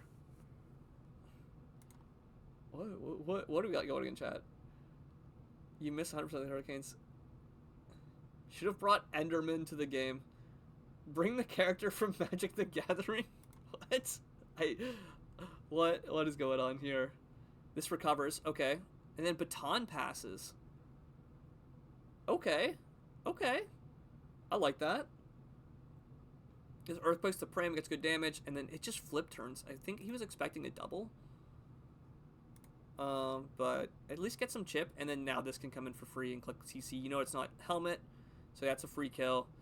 If you wanted to be really crazy, you could have tried to go Beedrill Mega on that CC, but that's like a very, very hard call-out read. So, definitely don't disagree with just letting the Treads die. Did they have anything else worth sacking, though? Maybe they didn't want to sack the Bellibolt at all. Beedrill Mega does come in afterwards, though. This is going to get a knockoff off. Does get paralyzed immediately, though, by the Zapdos. Very unfortunate there. And Bellibolt's going to come back in on the Roost. Does not go for the Hurricane on the switch in. That said, I think after this burn damage, they're just barely in range of Hurricane, and it does hit and does kill. Keldeo comes in. This is going to like Hydro Pump. Yep. Any water move there probably killed. Unless it was like a weak Scald. This Dragalge comes in, and Draco's the Beedrill. It makes sense to sack that after it got paralyzed. Chi-Yu comes in. I don't know if I agree with Chi-Yu coming in here, but I guess this is -1 Spatak, so it's not really that much of a threat anymore. Fish. And it nasty plots. Oh, okay, wait. Unfortunately, this is unaware, so it's kind of just going to shut this down. What is it? Earth powers, it doesn't do enough. Yep. Chi-Yu does have pretty high natural special bulk. It's clicking Flame Charge twice. What is it doing? Wait. Okay, Dark Pulse does kill. Okay. This is a Chi-Yu for... This is a Chi-Yu. This is going to fake out. Only does 20. Okay. This is now in range of... Oh, into quick attack. No. They got the high roll in that quick attack too. Potential high roll. Not entirely sure what the fake out roll was, but 240 moves in each other. Wild. That's the lesbian difference. There we go. You've heard it here first, folks. Oh my god, chat's going off for that turn. That was a crazy turn. Big Mystical Fire into the Moonblast. Lives because of the Spatak drop. Okay. Gets the recover off. Goes for the flip turn. Okay, now Megalop gets to come back in. And does this take... Not... Oh, fake out into U-turn is definitely going to kill. I think you should have just sacked Latias. Unless you really need it for Dragalge. Raw Terra Blast. Vanilla Terra Blast. Not going to do anything there. I think Hydro Pump might have been stronger. I'm going to be honest. I don't know the exact calcs, but I think Hydro Pump might have been a stronger base power move. And then, yeah, this is going to die to that. And, yeah, that's game.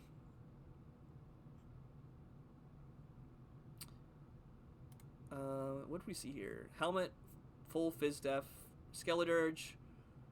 Dragalge was Spadef, Black Sludge, AV Prim with no Spatak investment. That's just, yeah, that's just raw Prim damage.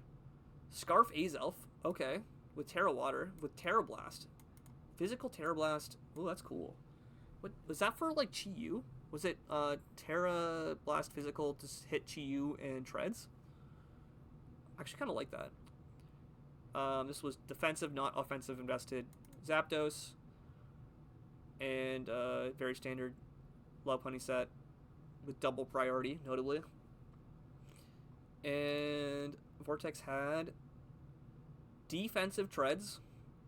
Specs Keldeo. Oh, that was Specs. Oh, okay, that would have revealed. I didn't even think about Specs versus AV there, but yeah, absolutely. No wonder that did no damage. Bellybolt was Helmet, full Fizz Def with Slack Toxic, 2 attacks. Soldu Latias, mostly Spatak invested. Beedrill was pretty standard with Endeavor. Ooh, okay. I like what they were cooking there. Because they didn't need another attack move because Drill Run wasn't super necessary. No, you should have had Drill Run for Dragalge. And then the Chi-Yu defense invested. What am I looking at here? What? That's why that fake out did like no damage. Huh. Very, very bulky Chi-Yu set. Very interesting. That's probably also why he went for 2 flame charges instead of just 1. Because he didn't have the full speed creep to properly be faster at +1. Very interesting game. Don't think there's any other big match requests. My bad. Black screen of death chat.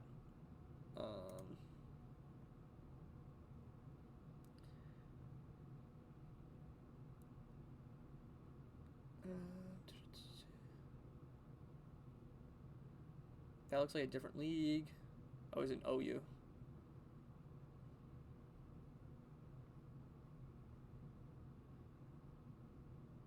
Now, one thing I did want to say, I don't think we saw a lot of matchups from Hustle. So let me find a Hustle matchup real quick. Go. Yeah, if there's any Hustle gamers, let me open their doc and let's find a matchup that was really close. Normally we do, we have some very well appreciated improvements to the doc. Oh, also, oh yeah, this is a matchup I wanted to watch, was Dorky. Big Dorky fan. I believe my very first draft season, he actually ended up winning. So, Yeah, here we go. Definitely, I've seen him at his best. He's currently pretty much chilling. I know he's been busy with work, but he's back in the draft scene again. He's got the classic, the old man steel type gym leader from Gen 4. Gen 4. I forget his name. But yeah, we got the classic avatar for him. And actually, no, let's switch to POV of person I know. And they're up against what looks like a Sun team with no Sun. I believe this is a Terra Poltegeist. Terra Fairy Poltegeist. He also just put a bunch of... Oh, no, those are all normal types. Normal typings for those. And Dorky's been nice enough to show off. Put the Fairy on Clawitzer and Ground on the Buzzwole. We've seen a lot of Buzzwole today. A lot of people flexing on it. So, very interesting to see how this goes. Off the lead, I believe this is Mega Glade. We got Mega Glade versus Starmie. Starmie's just going to flip turn, get some chip, and go into Tangrowth. Yep, pretty safe switch. Gets the helmet chip, but the helmet is gone. And goes for the triple axle, which I believe doesn't kill? Yes, full Fizz-Def Tang. Tanks that, but goes to the Leech Seed instead. Okay. I don't know where you go from this. No, just let it die. Okay. Maybe not expecting the triple axle there, and unfortunately has to let Tangrowth die for it. Celebi comes in on the Starmie. Goes for Ice Beam. And gets the freeze. Oh, no. That's unfortunate. But it does have Natural Cure to get out and freeze that, or thaw that. That looks like, yeah. That first Psychic doing 37 and the second one doing 32 might have been high rolls, low rolls, but it's probably more have to do with analytic on the Switch. That's going to Dragon Tail. Okay. I don't know if... What's the thought process? I guess maybe it's like a defensive set because it knows it can't break Buzzwole with Terra. Zera comes in on the Crobat's Defog. Pretty good switch in for Crobat, but he doubles on the Gouging Fire coming in. Okay. And lives the Psychic. Oh, that was another low roll. Because yeah, the last one did 32 and that one did 30. Okay. But this is just going to Lava Plume. I don't know if I agree with the Lava Plume, but I guess he was just sacking this because it wasn't really doing much in the matchup. Poltegeist comes in. This is going to flip turn for Chip. Get the weak armor trigger. Ooh, okay. Oh, and it's like Specs. Oh. Oh, that's got to be Specs to kill Zeraora like that. This is probably Assault Vest. It doesn't kill with Pulse. And it gets the Aqua... Oh, that's sick. Oh, that's so sick. That, dude, my goat Clawitzer, holy. The Aqua Jet to finish off after the not quite killing. Lives with the... That's gotta be Assault Vest. Lives the Giga Drain, gets the Sludge Wave off, kills the Celebi. Oh my god. Yeah, this is the Darky I know. He's a Clawitzer believer through and through. Absolutely getting the W there. Crobat is going to finish it off, though. I feel like he should have just gone for another Aqua Jet. Starmie lives the U-turn. I don't know if I agree with Starmie coming in there. I feel like Crook would have been safer, but it goes for Gravity? Wait, what? Is this for, like, the late-game Crocodile? Crab Gun is crazy. We love Crab Gun. We love Crab Gun. Buzzwole comes in. This is going to Terra Ground. He reads the Terra with the Earth Power. Goes for Gravity Dynamic Punch. What was he cooking? What did I just witness? Dynamic Punch Gravity Buzzwole? Is this going to hit itself Confusion? No, it's not. Okay. No. Okay, now Crook comes in. Is this Scarf? Knockoff? Knocks off the Sugar Berry. This has got to be Scarf. Yep. Overcooked a party game for 4 people. He absolutely overcooked, but he got the W with the Scarf Crook in the back. Classic Scarf Crook endgame there. Starmie was Focus Sash. Okay. Gravity is insane to me. That's a crazy set. This is, partly Spadef invested. Okay. Probably for some specific calc, because also Careful Nature, so I think it was plus Spadef Nature. with Rock Slide. Oh, it had almost nothing. I guess it could have Power Whipped. And I guess Rock Slide kind of hit Gouging Fire. I don't know if I agree with that. Adamant Scarf Crook. Oh, it was HP invested. Okay, so that was just raw specs damage from Poltegeist. What was the Poltegeist spread? Modest choice specs. What was that? I gotta see that calc. That's crazy. It wasn't Terran or anything. Zero Aura with like 88s. Where's the Zero Aura spread? Oh, it was Naughty Nature. Oh, that's probably why.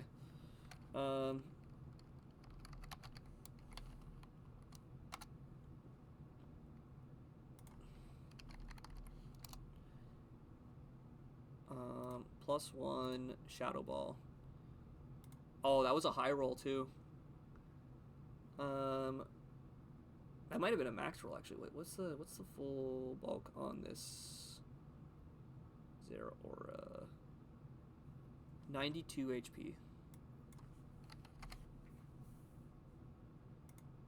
Oh, okay, wait, that was a very high roll on the Shadow Ball to kill. It was a 12% chance to kill, I believe. +1 modest Shadow Ball. Yeah. That said, it was +2 speed, so it might have just gotten the revenge kill anyways.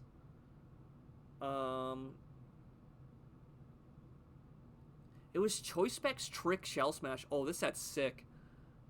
Okay, that's a sick Poltergeist set.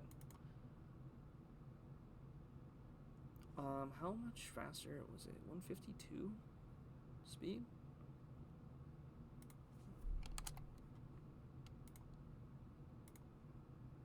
Okay, yeah, it was absolutely faster than Zero Aura there. Yeah, sick Poltergeist set. Akabari Celebi with Spatak and speed. Where was it was Blunder Policy. I knew it. I knew it was Blunder Policy. Oh my god, that's so funny. Assault Vest, Max SP, Max Spatak. Quiet Nature, yep. I believe Quiet is minus defense. No, it's minus speed. It is minus speed. Okay. With Terrain Pulse. Wait, was there a Terrain Setter on these rosters? Was it like... Was it like Grassy Terrain or something? Was this the Gouging Fire Grassy Terrain team? Wait, I gotta check that. One sec. Where's the Hustle doc? Actually, I had it open already.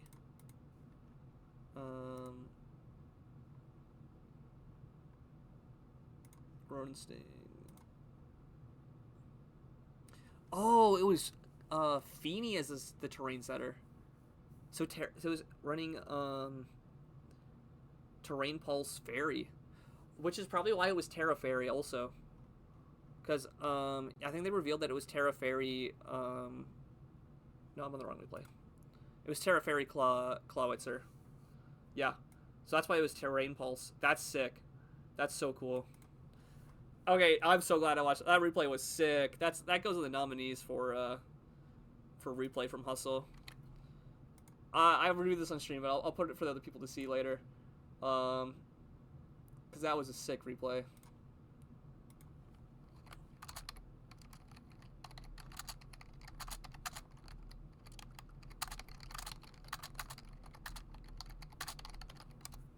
Really cool sets from Dorky there. Ronan Sang also was cooking. I really like the Poltergeist Trick Shell Smash with the Terra Fairy. Celebi was pretty sick. Oh, it was Nasty Blood. Never got a chance to do anything, but definitely there. Fizz Def Crobat's pretty standard. U-turn Air Slash. Maybe you should have ran Bravebird over Air Slash, but could be wrong there. It's very standard hazard setting shocks with Chocoberry. Helmet Fizz Def on the Gouging Fire with Burning Bulwark. And Morning Sun, okay. I guess it doesn't get Wisp, right? So it makes sense. And then Mega Glade, pretty standard. With Teleport. Ooh, okay. I see you. The very good Hustle game. Big fan of that replay. Is there anything else I should mention?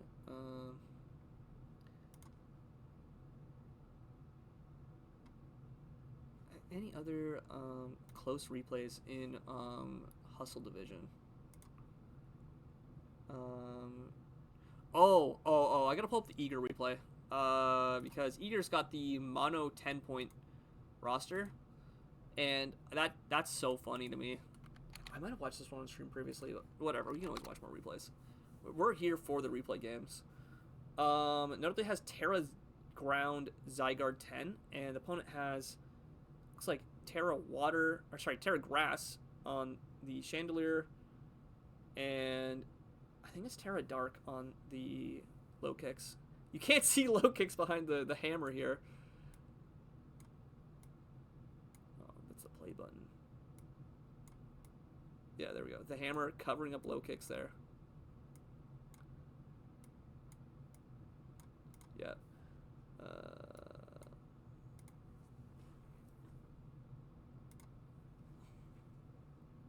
Leads Balloon Cobalion. This looks like Scarf, considering he went faster.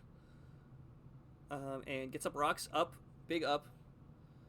Why does Eager's comp have 3 steel types on it? Yeah, that's 3 different steel types. Got the trio of Psychic, Fighting, and Dark, but also steel types. Bronzong takes that Heat Wave pretty well. It's going to take another. I don't necessarily like that he went from Fire Week to Fire Week there, but could be worse. Sets light screen and then dies. Bisharp comes in. Okay. What is Bisharp trying to do here? Swords Dance. Okay. He's going to Encore him. Yep, he's going to Encore it. Yep, easy. Easy Encore. In comes Joe Balion instead of Cobalion. Wait, that's a sick name. Songseeker Bell. Bleak Windstorm barely doesn't kill. I guess the Volt Switch off for some chip. That's not really going to matter in the long run. Zydog is in. And Ogerpon tries to come in to deal with. It's going to take 1,000 arrows. Just 33. Okay. Cabalion's going to be the sack.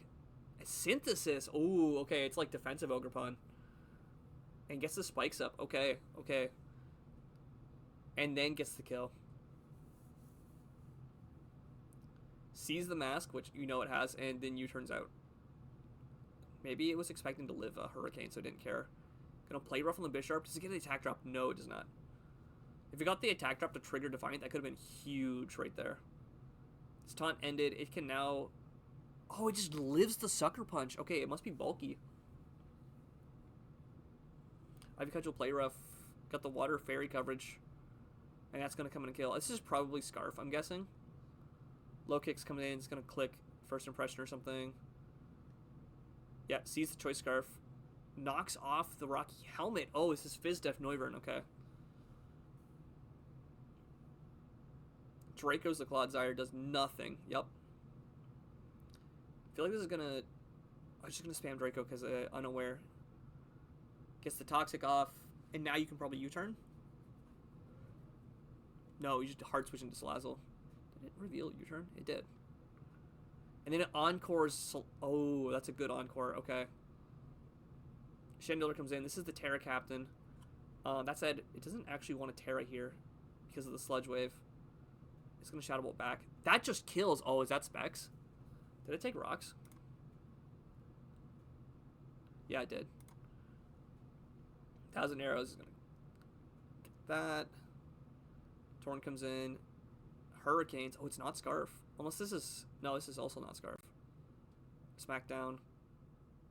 Tailwinds.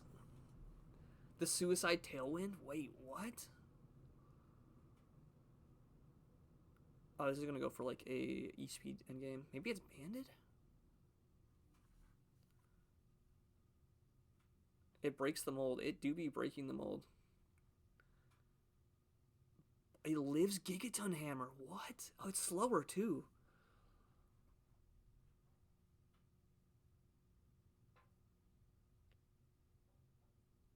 Oh, he reads the Encore. Oh, that was a crazy line. It goes for... Wait, what? Why is it Thousand Arrows and Earthquake? Is it really like? Does the 10% matter that much? I think Low Kicks wins this end game here though. Choice Scarf. Oh no! Wait, why'd you switch out? Zydog dies to hazards. No, wait. Why'd you switch like that? I guess you lose anyway, but you could have maybe saved a diff. Yeah, you forgot about spikes. That was a very close game though. Definitely seeing the power of the old 10-point roster. Putting in some work there. With that said though, I think I'm just gonna end stream there. Is there any other big replays to watch? I think we kind of covered most of them. But I did want to talk briefly about my plans going forward. So I'm currently working on learning some video editing because I want to make some other ways of editing my content. I think it's really important for me. I want to like do this more seriously. I want to be very serious about content creation, and so one of the important ways to do that is to have like short form content that's easy to get yourself out there. And so I'm currently working on learning some editing so I can make some like YouTube shorts, TikTok type short little clips. And if you guys are around ever to make clips of my content and want to see stuff made, please let me know. I'm more than happy to do that. It's just going to be a slow process for me because I've never done video editing very seriously before. So I'm currently working on that. I'm also thinking about running, I've been running Fire Emblem and Slay Spire as kind of like testing out some games I wanted to play on stream. And I'm not entirely sure how much I'm going to do that for, but I'm definitely interested in trying it out for a bit. But I also wanted to play some like Pokemon ROM hacks and Nuzlocke style content on the stream. And so if there's a big community that wants to see all about that, there'll be more of that in the near future. The big one I really wanted to play is the Too Many Types mod.